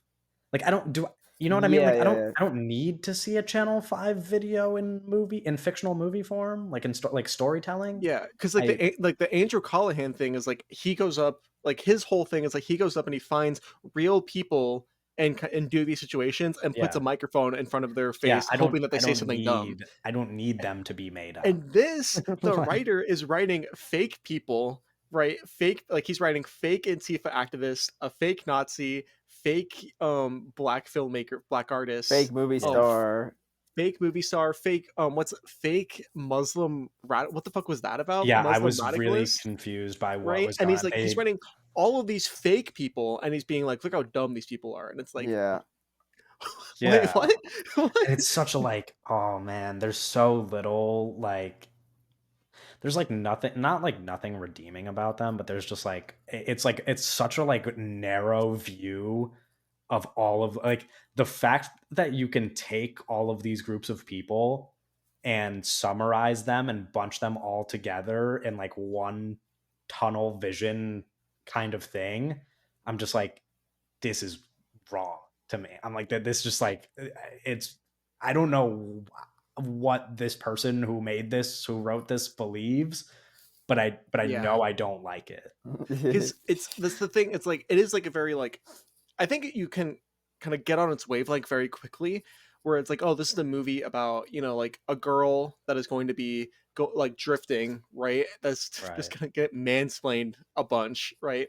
And I Yeah. feel like which it is kind of what the movie is, and I think that from the like this once she goes from the because it starts off with her boyfriend, right, and then it goes to the political activists, like Yeah. the like the Antifa kind of figures, like Yeah. and then it goes to her Dick with the piercings. yeah with the piercings, and then it goes to her with what's his name, Simon Rex, who's a Right. white supremacist, right, an academic Yeah. white supremacist. Once you get to him, like the Simon Rex, it's like, okay, I understand what's happening here. I kind of get what like the structure and like a little bit of Yeah. what it's saying, but then the second that she leaves Simon Rex and It she meets derails for Iowa me. Debris Yeah. and Iowa Debris' like filmmaking partner, I'm immediately like, oh, are you Jeremy O. comparing? Harris. Yes, thank you. And I'm like, are you comparing these black filmmakers to a white supremacist? yeah. It's like, Yeah. I don't know. That's bizarre to me. I'm not sure about that. Like, Shout out Jeremy O. Harris, by the way, in Song to Song. I'd probably a very small role, He might but not he's even there. be in the movie. Like, I'm gonna be honest. There are some people in those Malik movies where he like, because what's the guy who's in the newest John Woo movie? oh You, yeah, you I know what don't I'm know talking his about? name. Yeah. Yeah, He's he's good actor. He's in the Suicide Squad. He's in I think Night of Cups or something. He's talking about like he has a whole monologue and he that shit got cut, but he's still like on It's like just the not. crew the cast list. Yeah. But it's like because Malik just shoots all this stuff and then it's like fuck yeah, I'm not using that and then it's like he still yeah. ends up so Jeremy Harris might be inside the song but he also there's sort of like a Yeah. chance that he just was not in that Also movie. also Andy Milonakis shows up. I Uh, didn't even Oh, mention that. Andy that's another Milonakis thing keeps too. showing up in all of these like Safdie brothers A24 stuff. Like he Yeah. just will show up for like a scene or something. Um I don't know, he's involved in that kind of like casting kind of group. He was in He Funny Pages as well, right? Well, so yeah. Funny Pages also I think Funny Pages is a similar vibe to this where it's like, oh, this is really well shot, but the like it's kind of gross. Like I don't know, there's something like gross Funny vibe Pages was to it. produced by the Safdies, right? Yeah, it Yeah, was. yeah, Yeah, yeah, yeah. yeah. So Bruce says Safdie is shot by this is the guy who did By this. Sean Price Williams. Yeah, and I like that movie a little more because I think it's like less kind of gross, but it also Right. like, that movie still has like it's just kind of like dirty, and not like I don't know the way to describe it. It's like there's like scenes where like they're just like in like the place that they're living in is just like nasty, and like Yeah. it's just, they kind of those vibes are kind of just like all over this kind of stuff. I hmm. Um, a lot of people really are getting something out of this movie. Yeah. Not like serious critics are not. I read like four reviews from big major publications, right? I read Mhm. like the Elric review. I read I forgot the person's name, but the person that wrote the New York Times review. I read the Richard Brody review, and it's like all of them were kind of like this is some kind of like middling politically weird Yeah. like minor work, right? Yeah, But like there's some like a lot of people on Letterboxd are kind of really connecting with this. Um I think and that make I I don't see it. think I it think makes it's sense that people like this movie, but yeah, I think if like I'd agree with I that. think like on like a surface level, there's like a lot to kind of like. I mean, some of our like most talented young actors. Mhm. It looks good. It's Talia Ryder's. I think like Yeah. there's stuff that like I can I think I would understand, but I think overlook if you take a step back, I think it's like right. I I was gonna say, I think I would overlook a lot of the maybe like whatever politics of this movie yeah, if I laughed a lot more. And I imagine a lot of people watching this movie are probably probably think it's laugh. really Yeah, funny yeah, and are probably having a pretty good time with it. And I wish yeah. I that didn't was find the it too case. funny. Um like I don't know. That's like a weird I hate putting that complaint. I hate being like this movie's not good because it's not funny. But it's like Yeah, I yeah, like yeah, if it was funny, I would probably look past a lot of the stuff I don't like about it. I just don't even think it's that. So like really I like the movie because Talia Ryder is really good and because it is very nice to look at.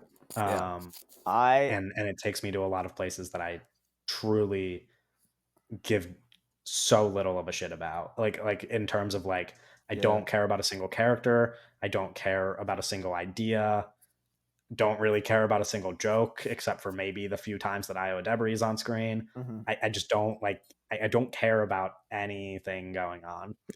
My biggest thing was the Talia Ryder character. Um by the end of the movie, I was like, and this feels dumb because I am kind of like a big like, oh, like the main character doesn't have to be good, you know, like the main character Sure, because yeah. that was like kind of my big thing about what's that's you already referenced that new John Woo movie, Silent Night. Oh yeah. My big thing was like, yeah, the Yeah. character can be like a racist monster, whatever, and the movie can Mhm. still be good in spite of that. Um, but like, and Talia Ryder's not a racist monster in this movie, but Right. well, Well, you she's don't like a know. different, She you know what? yeah. She's kind of like a different kind of monster in a way though, because it's like Right. and that's my thing by the end of the movie. I'm like, I do not relate to this character at all. I do not like this character at all. I do not care about this And character's well-being in a meaningful way. Like I think she from the writer's perspective, I think she is that way for a reason. Like I think there's a reason why they take a character like this and put them in all of these different places with people of very opposing beliefs and views and values Yeah. and like puts a character like that in these situations. I just yeah, don't agree it's with that idea. that's what I I would say too. I understand why the who's Nick, Nick what's his Pinkerton. name? Pinkerton. Yeah. I understand why he wrote the character like this, and I understand why Sean Price Williams even was like interested in filming a character like this, like a movie about this, right? I understand that ideology. It's kind of like it's like a post ironic anti ideology ass sure. movie, right? But for me, it's like I can understand that, and I still think it's annoying, and I think that's like Yeah. an annoying stance to take about. That's an annoying worldview to have. Yeah. I don't really like using a character like that as a vehicle to show us whatever fucking America this is. Her only characterization is that she is like a very attractive young, like a very young woman, like a senior in high school who's we could assume is like 17, 18, is Sure. very attractive, right? And does not care about anything and says the R slur, like says retard a lot. Yeah. And that's it. That's Yeah. all she has going for her. I I don't Like, know. okay. Uh Like, all right. yeah. Do we anything else we want to say? I Yeah, mean, I would listen, want it's to not a say movie that we want to I think Jacob Lordy's kind of becoming a guy where it's like anytime he goes like he's on the screen, like I'm tuned in. I don't know. He's yeah. in this movie like it's not really an important role or he's not really doing too much. Yeah, I mean he But has like it. all time, like yeah, he is the guy. He's I don't know, glued to the screen. He's Yeah. major kind of actor. Yeah, no, I Uh, agree. I mean, he's like one of the, and we've said it on the podcast a number of times now, but he's like one of yeah. the five, six, Yeah, seven when his guys head who like, explodes, I'm like, yeah, oh like damn it! I wish he was. I wish he was around for a no, little I longer. know. Yeah, we didn't even mention that was a crazy part. I mean, but there's just, there's weird shit happening Also, in every that's another single, like kind of like like I was like, oh, that's like silly. That's one of the jokes that works on me when the when he Nazis gets like kill shot. everybody on the Yeah. set. I was like, that is funny in a very like shocking way. But then afterwards, I was thinking about it and considering it, and I was like, what is this saying about the world Yep. that isn't terrible? You know, Yeah. I I don't know. it's These like kinds of movies are not for me in several ways. I think. yeah, I'm it's like glad people oh, are our enjoying it, and we've been quite harsh on it. It's not like the worst movie. I don't even dislike No, it, which it's is weird. Like I don't exactly think it's a bad movie or that I it's dislike it, but tied for my best movie of the year, I guess. Like I don't know. I It's a rough it race. is The much better than Beekeeper, Damsel. it's Beekeeper, Doom Part 2, and much. this movie for me so far. It's those are the Yeah. Well, triple threat. I wasn't even gonna include it in this year because I know it's been playing in theaters for like months now. I just never like saw it because it was never playing Yeah, in it one of my was like a theater. I don't really know. like small, I don't know. Yeah, but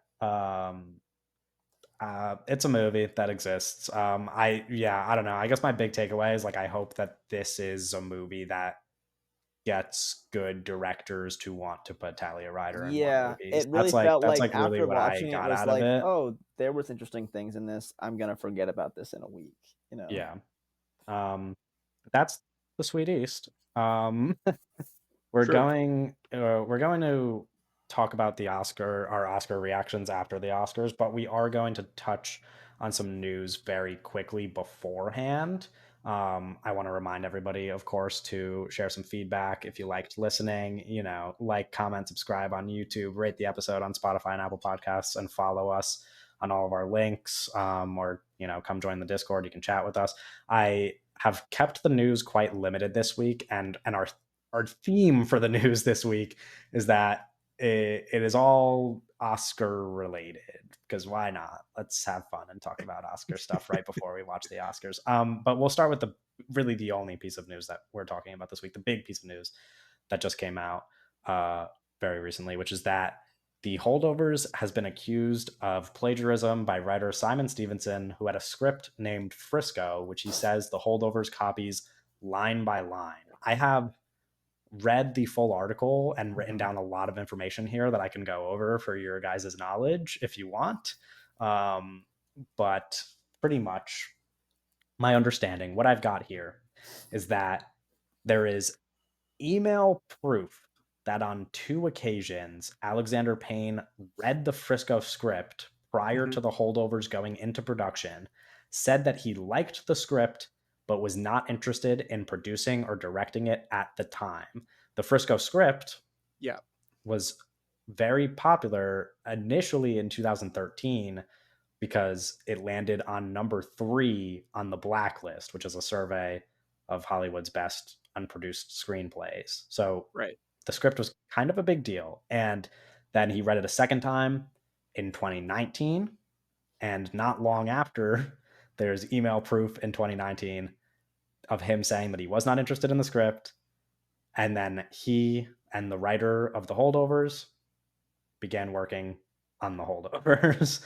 um, That's the biggest thing to me that makes me because I think that a lot of the a lot of takes I've seen online are people saying that this is a nothing burger and saying that like oh this is just a guy that is just kind yeah, of jealous trying to take credit for something that he didn't do. It's like the whole like if you had yeah, directed the whole if you had written the holdovers you would right. have written the holdovers And like to be fair, that social network joke was kind of funny.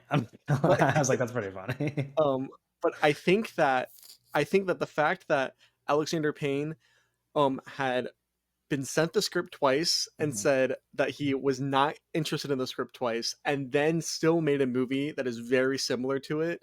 I think that is, if not damning, Yeah. suspect and Yeah. and a little weird because like Okay. they're like different, right? Like Yeah. the scripts are different, but Mhm. they're similar enough to where I think that I don't So know. here's the thing. The extra information I have here is that Alexander Payne has said when talking about the holdovers has said publicly in interviews that he had the idea for the movie. He Mhm. says that he stole it from a 1935 French film he'd seen at a festival about a dozen years ago, which like to me really funny that he doesn't name the film. Like he just said a 1935 French film. Then he apparently received a TV pilot about a boarding school from Hemmingson, who is the director or the writer of The Holdovers, and contacted him saying he doesn't want to do the TV pilot, but he wants him to work on a script that's in the same world. And that's how they began writing The Holdovers together. So he has a story for how The Holdovers originated and how it was his own original creation. And we Okay. know that that's Simon Stevenson who contacted the WGA, the Writers Guild. We know from them talking about it that the WGA initially didn't want to get involved and claim that like this case was not for them, but apparently, as of recording this, board members have reached out to Stevenson and said that the matter is still currently being discussed internally and that at least one officer found the allegations unsettling, sparking debate in the WGA. So, like, ongoing thing, which obviously a major piece of news since we're talking about it the day of the Oscars, where the Holdovers has probably won't, but has a chance to win a screenplay award. Yeah. Now the WGA has to deal with this, and the voting period has closed by the Yeah. time this news came out. So if the Holdovers is the winner, it's not like they could do anything to No, change it post imagine this imagine the news. Holdovers wins best original screenplay and they have to retroactively They're take Take it it Reggie away away. Bushing and him. give it to somebody Yeah. else. Yeah, Yeah. like that, I mean, that would be one of the craziest like Like, Oscar scandals ever. Like it's insane that this is the movie that it's coming out about. Like it's insane that it's an Oscar nominated screenplay that this news is coming out about days before the Oscars. Like, yeah, this is a movie that people were talking about could win Best Picture like 3 months ago. yeah. Like Which like okay, now I want to get into the actual like where what there's a list online of similarities between the two scripts. I looked it over, and I think like two interesting points are raised here, where and I don't want to like both sides it, but like on the one hand, the stuff that we just mentioned about Alexander Payne like having read the script and then like having knowledge of this story and then making a very similar story, little bit concerning. Like, I think that is something that people should be paying attention to. But then on the opposite end of it, something that this article mentioned was this idea of AI and how people like now going into the future can kind of feed scripts into or like feed movies into a machine and pretty much have scripts written a specific way, and AI can recognize a lot of similarities from one script to the next, especially because scripts follow a specific format. Like you hit certain story beats and people are taught to write scripts a certain way, and within genres a lot of those beats can be extremely similar. So it's really a concerning conversation around plagiarism as a whole, because this case could set either a good or very dangerous precedent for how this whole thing can be navigated, because I like anybody can really write a script that is very similar to another script. Like it happens all the time. So yeah. it's a really tough thing to prove in this case, because like I could so easily go and write a script right now that imitates another script that already exists. Uh, Like it happens a lot. the And big problem is that the idea is not very original, yes, right? yes.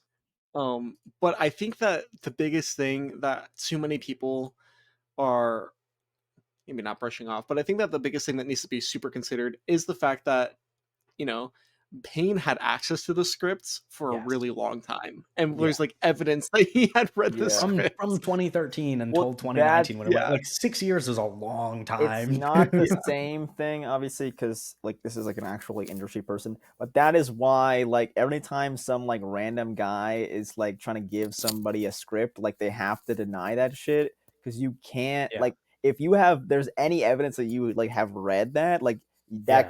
that could be a problem later on. Like so that's Yeah, that's why why like you literally can't just that's why I literally can't just write a script and go email it to a fucking yeah Hollywood director and be like, "Hey, read my script," because because the that's second they read it, bad then news. yeah, it's like so Um it there's a whole.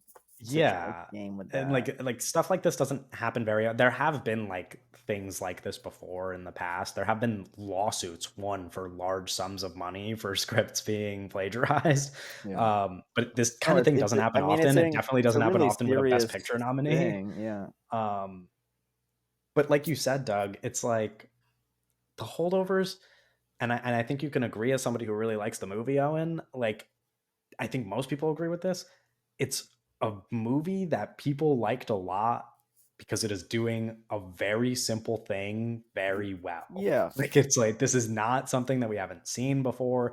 This is in many ways a movie that is inspired by the time period that it takes Yeah, place no, in and other movies it's like supposed to be this. kind of a movie from the '70s that feels like a movie from the '70s. So it's not trying to Yeah, reinvent the wheel. It's trying to exactly. almost do something So that's, very familiar.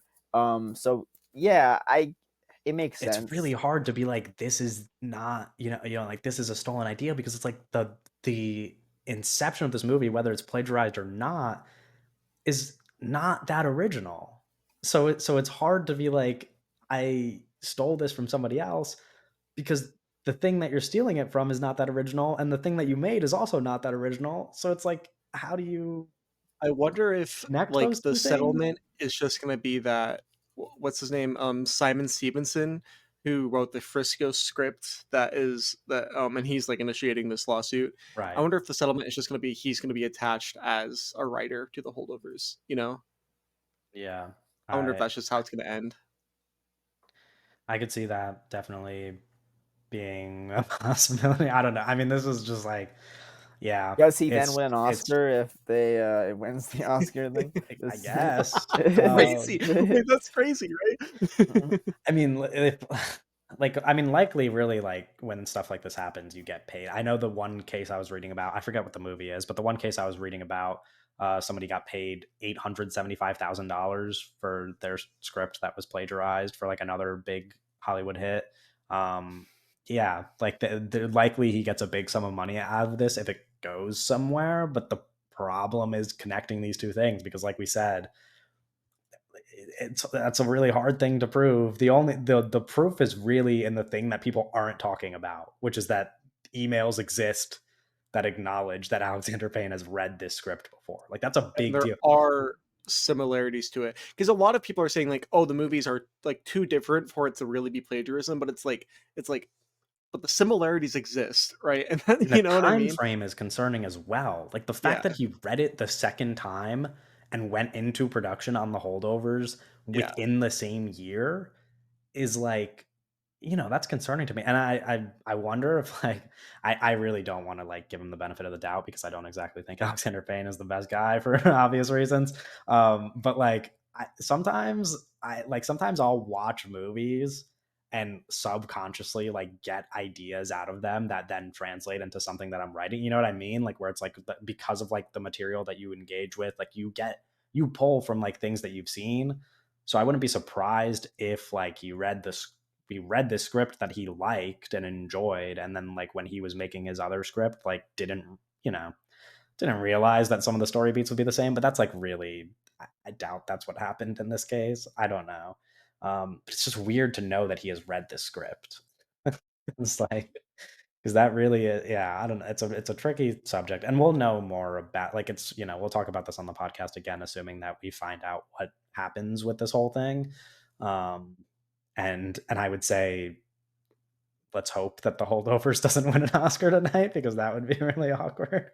Um, yeah, I don't know. Well, That'd be exciting if the holdovers actually did win Best Original I mean, Screenplay. It's the most exciting Oscars thing since Will Smith. I'm gonna tell you it would that. be well Yeah, It's the for most sure, for sure, for exciting thing sure. to happen to the Oscars since Will Smith. okay.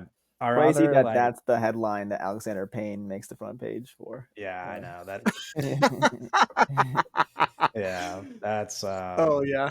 it's Uh, you know. anywho. Our next piece of news is this isn't really like news, but like I said, I wanted to stay on Oscar theme, which is that Christopher Nolan is estimated to have earned $72 million from Oppenheimer. So I guess like the question is here, like how big of a That's like blank check does this Leonardo guy the get? fucking DiCaprio Like amount of he's money. making That more is so money than crazy. like movie star. any movie star Yeah. Movie for star. leading a I movie. think Like, isn't that more money than Margot Robbie made for Barbie? Movie like star.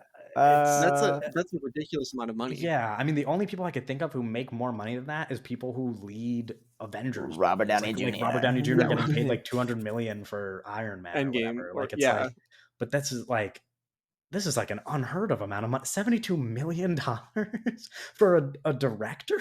Like yeah. he can make He's quite unstoppable literally now. any movie in the world next. Like he could do No, but anything now he it's has up to Chris ever though. wanted Now to Chris do. got to start producing shit like he's Soderbergh, bro. Like I need him to Yeah. put that money back. It's into crazy the... because his wife is a producer on the movie. Like his wife is the producer yeah, of his the wife wrote movie. that check, dude. I don't. It's like So like, unlimited money glitch. Yeah. It's really well. I mean, also, what an insane deal too, because like it was that he um was getting like a percentage of box office, like from like the second that tickets started to sell. Like he was getting his like a percentage of box office before the studio even made their money back, which is also like no director has ever gotten a deal like that before on a movie, yeah. especially a movie like this. Like I'm like happy for him though. Like I hope he just goes and makes like the fucking coolest movie. I mean, listen, I love Oppenheimer, so no, I'm he I'm is pretty so optimistic like, about whatever he does next.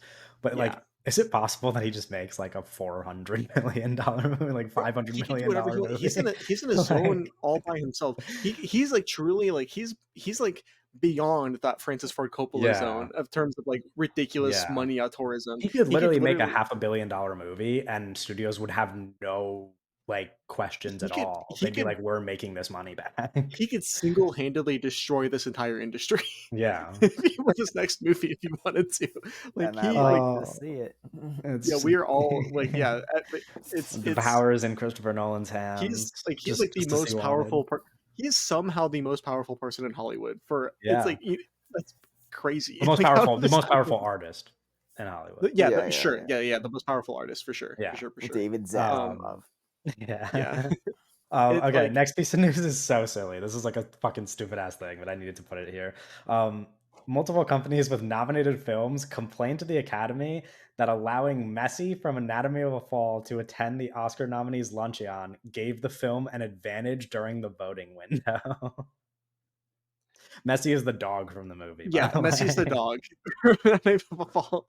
That dog was Can cute, you dude. imagine? No, but this is like it's such a funny piece of news because it's like, are you suggesting like are you making it public that Oscar voting could be swayed as easily as somebody seeing a cute dog and like wanting to pet a cute dog and be like, I'm gonna vote for that to win Best Picture now? I know You what know I'm what putting I in my mean? movie. Like it's like Gotta be Marley and Me too, like you bro. realize how like crazy of a complaint that is from them? Like it's like I mean, the Oscars is fraudulent. I don't know what to tell you, but sure, but it's, like it's a mess of an that's so institution. silly. They said I the movies cannot are too It's that long imagine and dog. there's too many dogs. who yeah, Too many no. I mean, dogs, too many they need to minutes, too And many apparently they he need to will movies. not start be kicking out attending the he will not Oscars, be attending the Oscars tonight. Yeah, So he got which is banned. ridiculous. yeah. It would be so Ridiculous. fun. He should be there. They need to didn't they there's an Oscars in the past where they brought an animal on stage, right? Yeah, probably an elephant Yeah, or something. for sure. Yeah, For I was sure. gonna say there's been like times where animals from movies There's have definitely shown been up at the dogs Oscars. No, at but the I think Oscars. like The Jungle I Book, think probably. wait, didn't they bring the donkey from Banshees of Inisherin on stage? Or am I like They brought a making But donkey that on month, it's stage. a It was a different okay, different donkey. donkey It though. wasn't. different Yeah. donkey. It was an Okay. Well, that's uglier donkey to not yeah, sway the that's voters. You know. fucking lame, right? Well, okay. Last piece of news is Dune 2 news or Dune 3 news, really. But I'm gonna flip it to make it about the Oscars, which is just that pretty much the news is that Denis has stated his interest in Dune Messiah, and that the legendary CEO Josh Groad says that the studio is actively engaged in Dune Part 3. But the way that I'm going to make this about the Oscars, my question is, can you guys make a way too early prediction for Jesus. how many Oscars Dune Part 2 is going to win a year from now? Oh, it's going to win? Yes. How many Oscars will Dune Part 2 win in a year from today? Or whenever the Oscar, or roughly a year from today. Between 8 and 10, probably. That's a pretty big range. Like you gotta pick one 10 is number. a lot of Oscars. 10 is Okay, here's the 'cause, like, thing. I don't think it's gonna win like acting Oscars. So I'm gonna go with like 5. 7. I'm gonna go with 7. I think 5. it will win it. I think there's a I think possibility it will where win one acting Oscar. I think there is a universe. I hope it's not the universe we live in, but there's a universe where Dune wins like the big five. Yeah, I Maybe. don't think Dune so. could be I the don't. first movie since like I don't know when's the last time a fucking movie did that, like the I think if it 90s. were gonna win Silence of the an acting, Lambs or can I something. just Oh make yeah, a Silence of the Lambs. crazy all too early prediction in terms of acting? I think if we were gonna win an acting Oscar, it would be Javier Bardem for Best Supporting Actor. He's the best performance in that movie. His ass is I not getting nominated. No, but it's like I don't know. They do like these kinds of like silly. I mean, they did, especially now. Like they're You like the doing like Jamie Mark Lee Curtis of Ruffalo in our Poor times. Things. No, but like they're nominating like Mark Ruffalo for Poor Things. They're Yeah. nominating fucking Ryan Gosling for Barbie. Like I would not be surprised if they nominate the one funny person in Dune Part Two. I think that They're if probably off. if They're probably, Austin Butler yeah. wasn't also going to be Oh, I didn't even campaigning, think about that. That's and true. Austin Butler. Yeah, they are gonna because like Austin I think Butler a Chalamet, lot. Butler, Ferguson. Yeah, but like I don't see Yeah. a world where Timothy Chalamet wins Best Actor at the Oscars I just no. because Here's now. the thing. I I 100% see this I world. see I this see it, world. I I see bro. it, don't. man. Bro, I I'm like don't. Paul And fucking drinking the worm pit. I see the he's my future favorite this year. performance in the movie, by the way. I think he's amazing in it. Like I love him, but I just like I feel like this is not the movie that he would win a Best Actor. I don't know why. I don't I This just is think like I get that 100% the movie he would win for. it's I don't yeah. think so. This is so I don't think big. so. I don't know. I don't think it should be the movie. I think he I should think get I think better. it will win like He's already been nominated before, and this is like Yeah. his I know. big, I like this is know, his but big thing. Bro, that fucking scene, I think honestly, Oscar I clip think right that there. oh, but no, but it yeah, would be such a good Oscar clip. Let's be honest, right? that's the Like that thing. would be I such a think fun that Oscar scene clip. has like guaranteed him that obviously, A dear nom, I listener, the think. scene I'm talking about is him Reenact it, please. basically after he drinks the water of life confronting the Fremen, being Yeah. like, I'm the Messiah pussy. Yeah. And I think that scene Those are his basically is exact locked words. Clip By the way. We that. like haven't seen like the movie yet. Yeah. like locked him into getting a Yeah. nomination. No, I Like mean, I listen, I 100%. think he's going to be without a doubt nominated for an Oscar. But Yeah. And he's my been guess nominated before, and it's gonna be the biggest movie of the year. the first one It's won like 6 Oscars, right? the first one had 0 acting nominations. Yes, but I'm Yeah. saying wins, it won like all the technical category. It won like Yeah, 6 I think it Oscars. had like a light technical, like pretty Okay, kind of it's I'll go 8 Oscars. I'll say it'll win 8 Oscars a year from fuck it. now. I'm saying fuck it. Dune is gonna win 10 Oscars. Fuck it. Fuck And it. Owen said 5? Yeah. Okay. Yeah. All right. We'll come back to It this in for a sure year. wins more than 5 because the first one won 6. Yeah. And it's gonna, also, I'm gonna say it's gonna win a lot of Oscars that it should not win. It's gonna as come well. out that probably. Frank Herbert actually wrote that script, so Okay. there's gonna be a That is lawsuit, man. that I'll is tell ya. our last little thing in the news section. We will be back, speaking of Oscars, after the Oscars ceremony. Okay, I'm here with Doug. We do not have Owen because I don't even think he watched the Oscars, but we have a lot to talk about. I think we should probably start by saying that Owen won our little predictions pool, if you Yeah. will. Yeah, no, Owen for sure won by being safe. Which is crazy because Owen is the only one who probably did not watch the Oscars and does not care about the Oscars.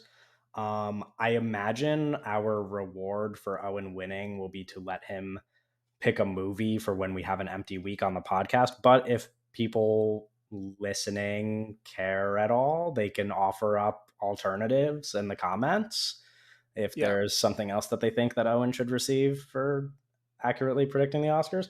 But we have the Oscars to talk about, and a lot Yeah. happened. Yeah. Let's start with winners and losers of the night. I think we do winners first because let's start with the positive. People that are big fans of Christopher Nolan and his many works. Yeah. So Oppenheimer wins, what is it, 7 Oscars? Poor Things comes in second with 4, I want to say. So Which makes sense because yeah, Oppenheimer was the most nominated and Poor Things was the second most nominated. yeah. So Oppenheimer, big winner of the night. I would say Christopher Nolan specifically big winner because first director Oscar. Cillian Murphy, obviously big winner in my book. Doug because heard he won, yeah. Yeah, Doug heard me scream very loud when Cillian Murphy won. I would say in terms of like winners on stage presence, Davine Joy Randolph probably had my favorite speech of the night right at the beginning. which was very Yeah. emotional Well, her and speech kinda very also set nice. up a, like a running joke throughout the whole show, because she was like, "Oh, I wanna thank my publicist. I know you're not supposed to Yes. thank your publicist." And then people kept making jokes, like, references back to that kind of, throughout the night. Yeah. And then I would say in terms of speeches, maybe Cord Jefferson a winner as well, who I thought gave a pretty lovely speech. He seems like a really cool guy. And I kind of will say I really want to see Oppenheimer win another Oscar, but I'll take the 7 that it got. I don't think it needs Crazy. the screenplay Oscar. Yeah, that was cool. He gave a good speech. That was very deserving. I think the American Fiction script is solid. Um, Yeah. that's a big winner. I would say Ryan Gosling, big winner for the I'm Just Is Ken performance, probably the highlight of the night. Would you agree? for sure the highlight of the night. I don't know, it's kind of it was a bizarre show, I think. Don't you think? A little bit? Czar in what I I think think. Jimmy Kimmel's opening monologue was kind of weird. Okay, yeah, we could get to that in losers probably. Um, yeah, I don't know. I thought the I'm Just Ken performance was like probably one of the most riveting things we're gonna see at the Oscars anytime soon, unless it like really, in some ways, revitalizes the Oscars and more people watch next year or something, and they really commit to having something fun like that. I mean, it was just like I was smiling the entire time. I really like Ryan Gosling, obviously, but they really went all out for that one, and it made me like I know we talked about this while we were watching it live, but it made me a little bit upset that he didn't win Best Original Song for "I'm Just Ken." It's like I get it; it's Billie Eilish, and the song is good, but "I'm Just Ken" would have been a really fun win after I'm watching just that kidding. performance. Yeah, Uh, um, because there was so much energy in the whole crowd. It kinda like felt like it broke down a little barrier, between the audience and the audience at home, and then the audience and the Dolby Theater during the I'm Just Ken performance. It was very cool. I think it kind of humanized the celebrities that people tend to worship like gods, in weird ways. yeah. Kind of made them feel like people. I think that another big winner was Anya Taylor Joy. Okay. Um, This is like a Doug winner. Anya This Taylor is Joy. like She was very pretty, and you can't she just announced. you can't just give someone a winner for looking good at the Oscars and not well, I guess you can, but that's like red carpet winner stuff if Oh, we're like getting into fashion reviews. yeah. No, no, no. I don't know. It was a winner for me because I liked seeing her there. There's a way. I'm gonna be honest. Way more losers. Oh, winner again. John Mulaney gave a little John bit of a Mulaney mini winner for monologue. sure for coming out and being the funniest part of the night. Yeah. Yeah, I'm trying to think of who else would be a winner really. I guess The Boy and the Heron probably a winner because a lot like it's stopped Spider-Verse from winning animated again, which like, I like Spider-Verse, but that would have been a little bit boring in a show full of a lot of predictable, wins. Um, so that's pretty cool. yeah. I yeah, I think we covered our bases on winners. Like Um, you said, Wes oh, Anderson oh, Wes Anderson winner, but that's like a winner. is that a winner though? No, it's kind of like no, not It's really. I kind of mean, like a it's cool that pity he won thing an that he Oscar. had to win It's an kind of like Oscar for a well, short. Wes Anderson winner for not showing up. Yeah, winner for not showing up because that's Yeah, a great move. But like, and I don't mean this in any actually I do mean this in an offensive way. Um, it's annoying that he has to win an Oscar against that field. Like when you yeah, watch the other live action short nominees, you're like, come on, guys. Like it's like, listen, not that they're all bad. There are some that I liked, but they shouldn't be up against a Wes Anderson film that is significantly better than all of them. Like it's just sad. Um, I don't know that bothers me a little bit. Um, Losers of the night. Let's just go to the big snub first because that loser I of mean, the night was Killers of the Flower yeah, Moon. loser of the night Uh, was Killers of the Flower Moon for getting 0 Oscars, and specifically Lily Gladstone for what I would consider one of the biggest snubs I've seen as a viewer of the Oscars in the time that I've I watched the it Oscars. in the moment. in the moment, granted, I was not rooting for Carrie. I want to make this very clear. Not sorry, not Carrie. Blah, blah. Emma Stone. Um, no, no, no, no, no. Oh, Um, Sandra Huller. Thank you, Okay. Jesus. I was not rooting for Sandra Huller Yeah. in the moments, right? Even though I did predict that she was going to win, and if I had any chance of winning between the three of us in terms of picks, she had to win. Um, but I was predict. So yeah, I want to throw that out there. Even though I did predict that she was going to win, which was a dumb prediction, I was rooting for Lily Gladstone because I think that Lily Gladstone truly did give the probably no like almost definitely for me at least like the single best performance of any actor in a narrative film that I saw last year. Um, Yeah. and I know that you like are really big on Cillian Murphy, and that's fine. He's great. Yeah. I mean, listen, if you don't like Killing Murphy, that's fine. No, I like Cillian Murphy too. Okay. Um, but No, it's cool. but I mean, Oscar winner Killian Murphy. I'm just letting everybody know in case people weren't aware. but in the moment when they read Emma Stone's name, it really hit me. I was like, wow, it kind of felt like the biggest snub ever. Yeah. It probably I mean, wasn't, listen, right? But it just it's that's what probably it felt not like in the the moment. single biggest one, but the physical reaction that my body had when they said Emma Stone's name, I didn't realize I was going to feel that kind of pain tonight. And I don't know if I'm just like I don't know if I'm just like being dramatic because some people probably don't care about this stuff as much, but it just would have been such a monumental win for such a deserving performance. And like it's annoying to talk about it like this because I really love Emma Stone. I love her in the movie that she just won for, and I Yeah, love her we in recorded a general. pod She's about Poor one of my Things. We're favorite super high on actors. it. Yeah. Um, but like truthfully, and I mean this once again in an offensive way for the people who are questioning whether or not I mean it that way. Um, if you don't think that Lily Gladstone is the best performance in that group of actresses, I don't know if I value your opinions too much. Yeah, it's I think that it's kind of like I think that Like your granted there's like opinions on acting.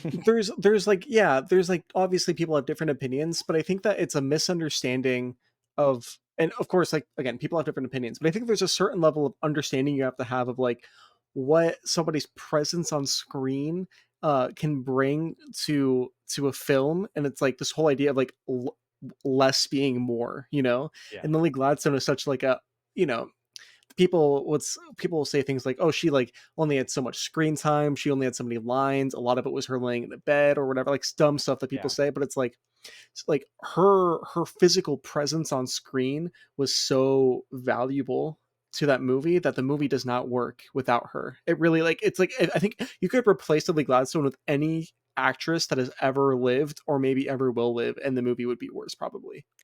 you um know, like it sounds like a hot take the way you're saying it, but I agree. Like it's yeah, Lily Gladstone's movie.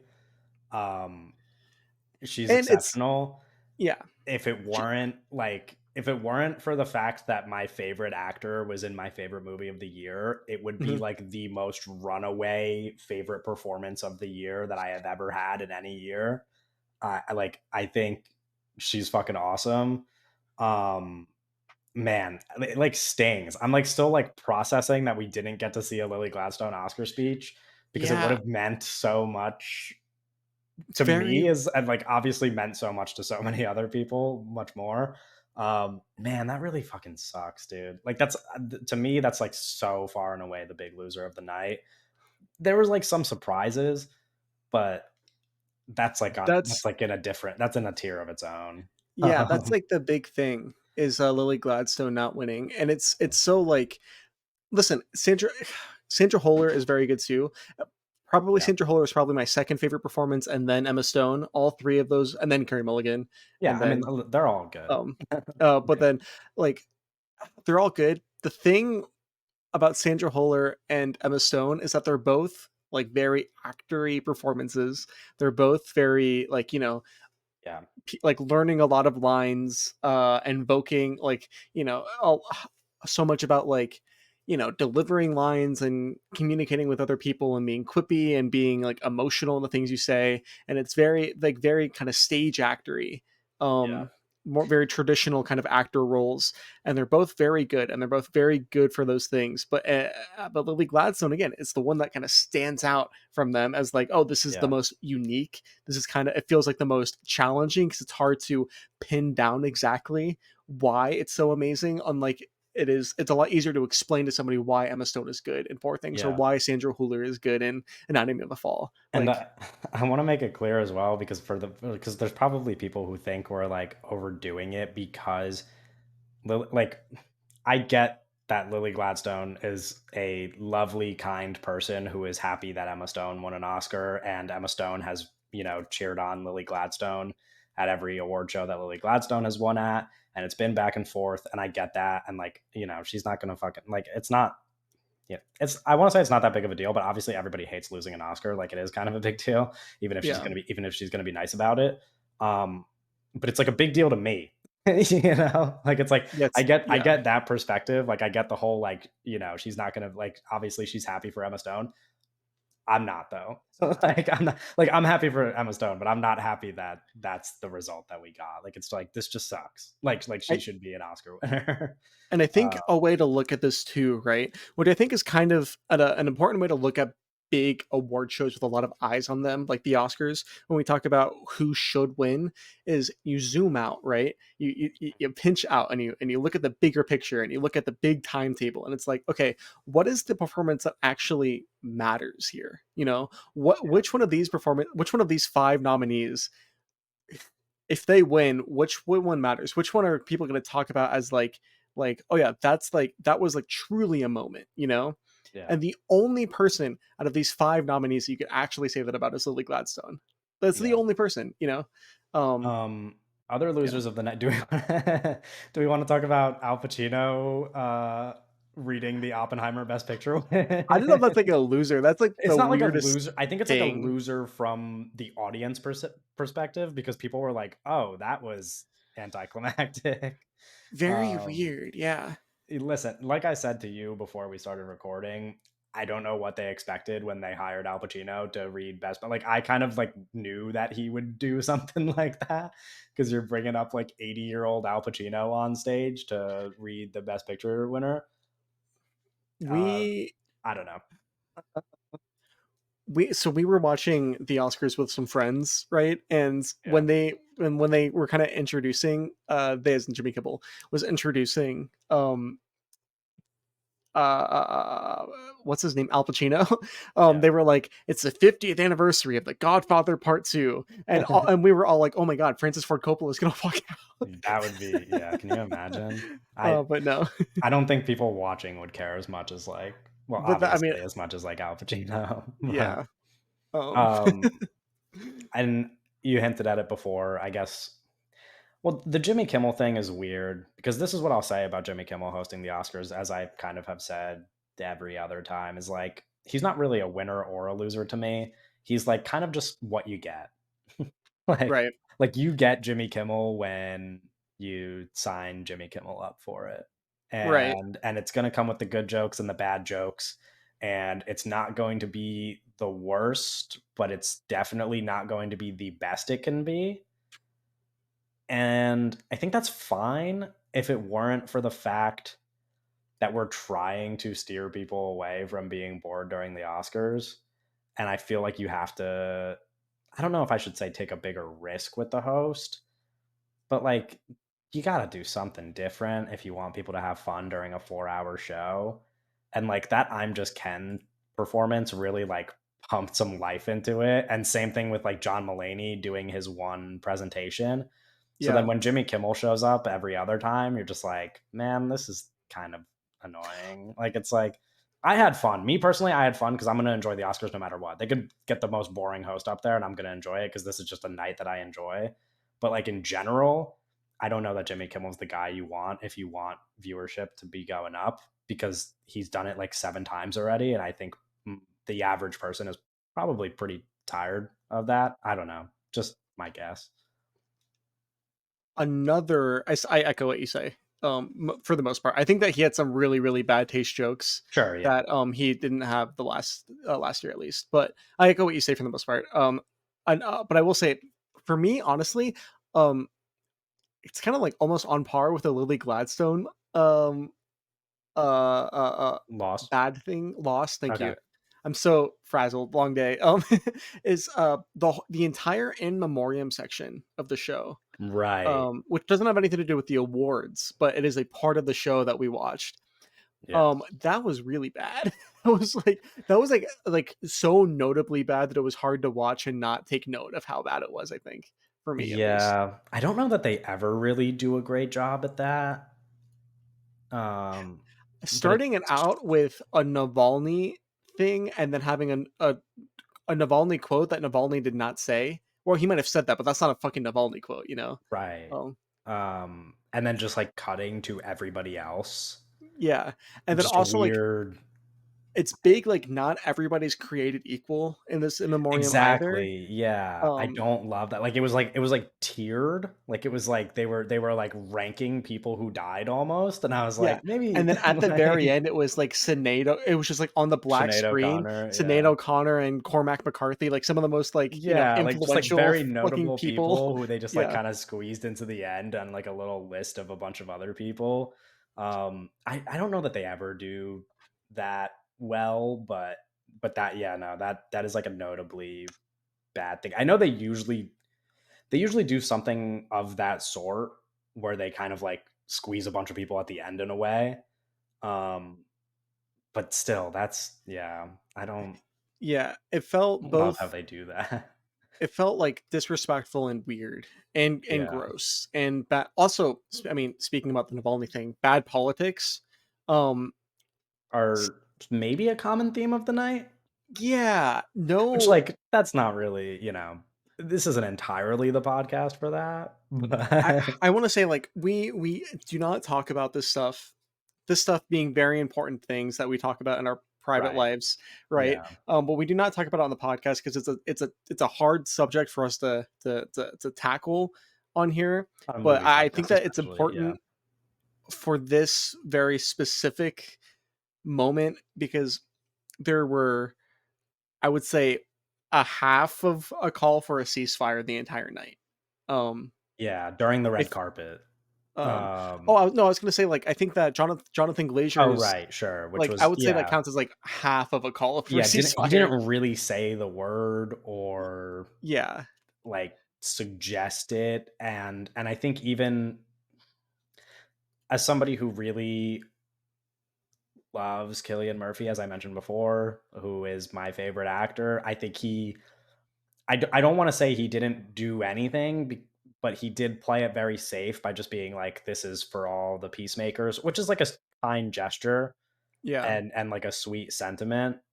And I'm not going to say that Killian Murphy is the guy who needs to say something because he is very much a reserved guy who doesn't ever really say all that much on a big stage like this. And he hasn't really been saying anything all yeah. award season. It's no like But one like, single person's yeah, responsibility. but I do agree that I feel as though it was if the Oscars were an award show with a spine, which they very much are not, then we would have heard much more than just actors wearing ceasefire pins. We would have heard people get on stage calling for a ceasefire.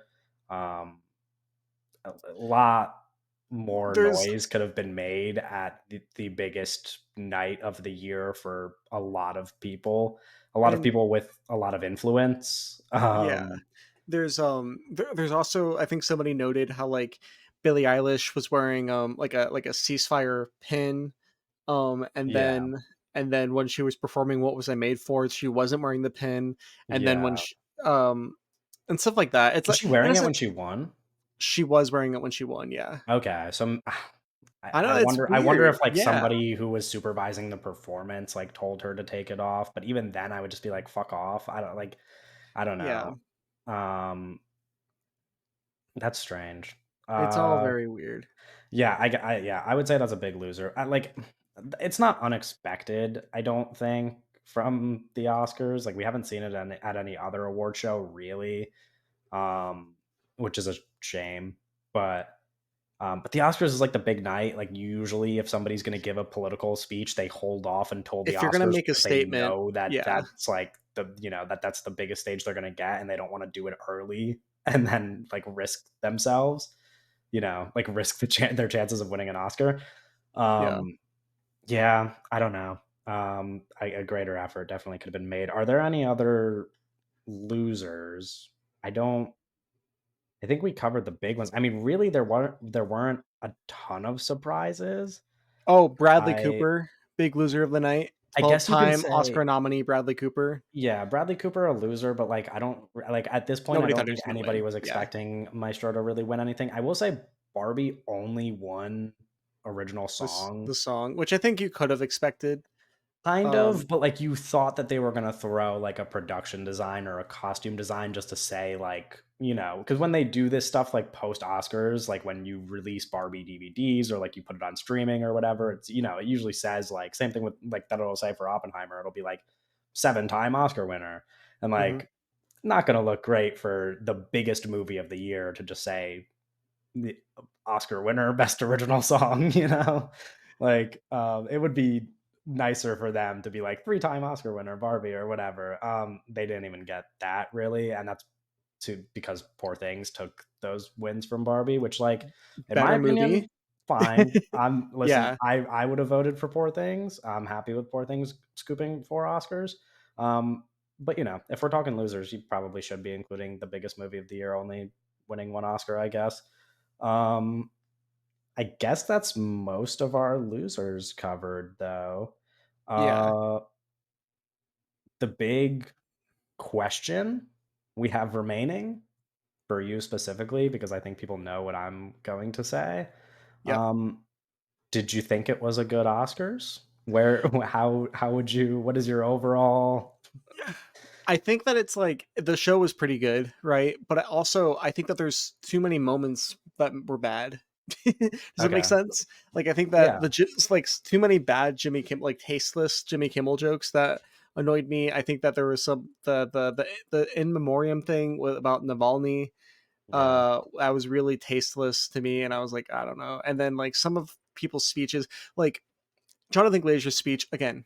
Listen, Jonathan, I'm a fan of your work. Big, you have would you have love to you have have you on the podcast. By the you have way, created some of my favorite pieces of film art, right? But I think that his speech felt kind of, not of the moment, really, kind of like yeah, not that ballsy for a film that is really taking a swing. yeah, so and I don't know, just stuff like that, pretty much, like Yeah, I would mostly. I want to say I'd mostly agree. I think I've come to have a certain expectation for what I'm going to get out of Oscars night, and usually that includes bad politics, like some parts of the show dragging, whatever. So I'm not really that disappointed when that's what I get out of a lot of it. Um, I had fun. I had more fun probably than I had at the past couple Oscars, maybe because my favorite movie of the year won the most Oscars. Like that's usually a good yeah, which is not thing did not for happen. yeah, like That did that's not like happen to me. I it's didn't have usually a that good luxury. thing to good position to be in. It's kind of like when you just yeah, I don't know.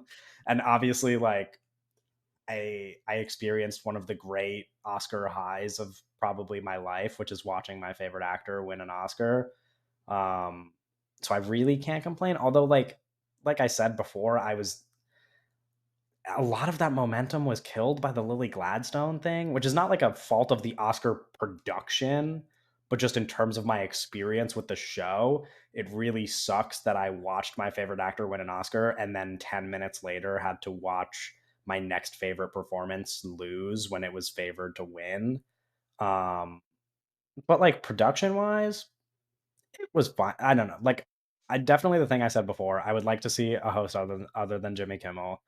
Um, but I had fun, and they, like, managed to keep it at the runtime that they suggest it ended before 10:30 Eastern Time, which is Yeah. Oh, that's when another they thing too, though. like, A that's big kinda crazy. big L on the night was Godzilla, not Godzilla winning. I mean, I love that movie. I Yeah, really love that movie a yeah. lot. But The music uh, playing yeah, but over the getting speech. the I think it was the director getting played off. Yeah, which is Um, even more bad Terrible taste vibes. since they Terrible since they vibes. hit the time and didn't even go over on the show.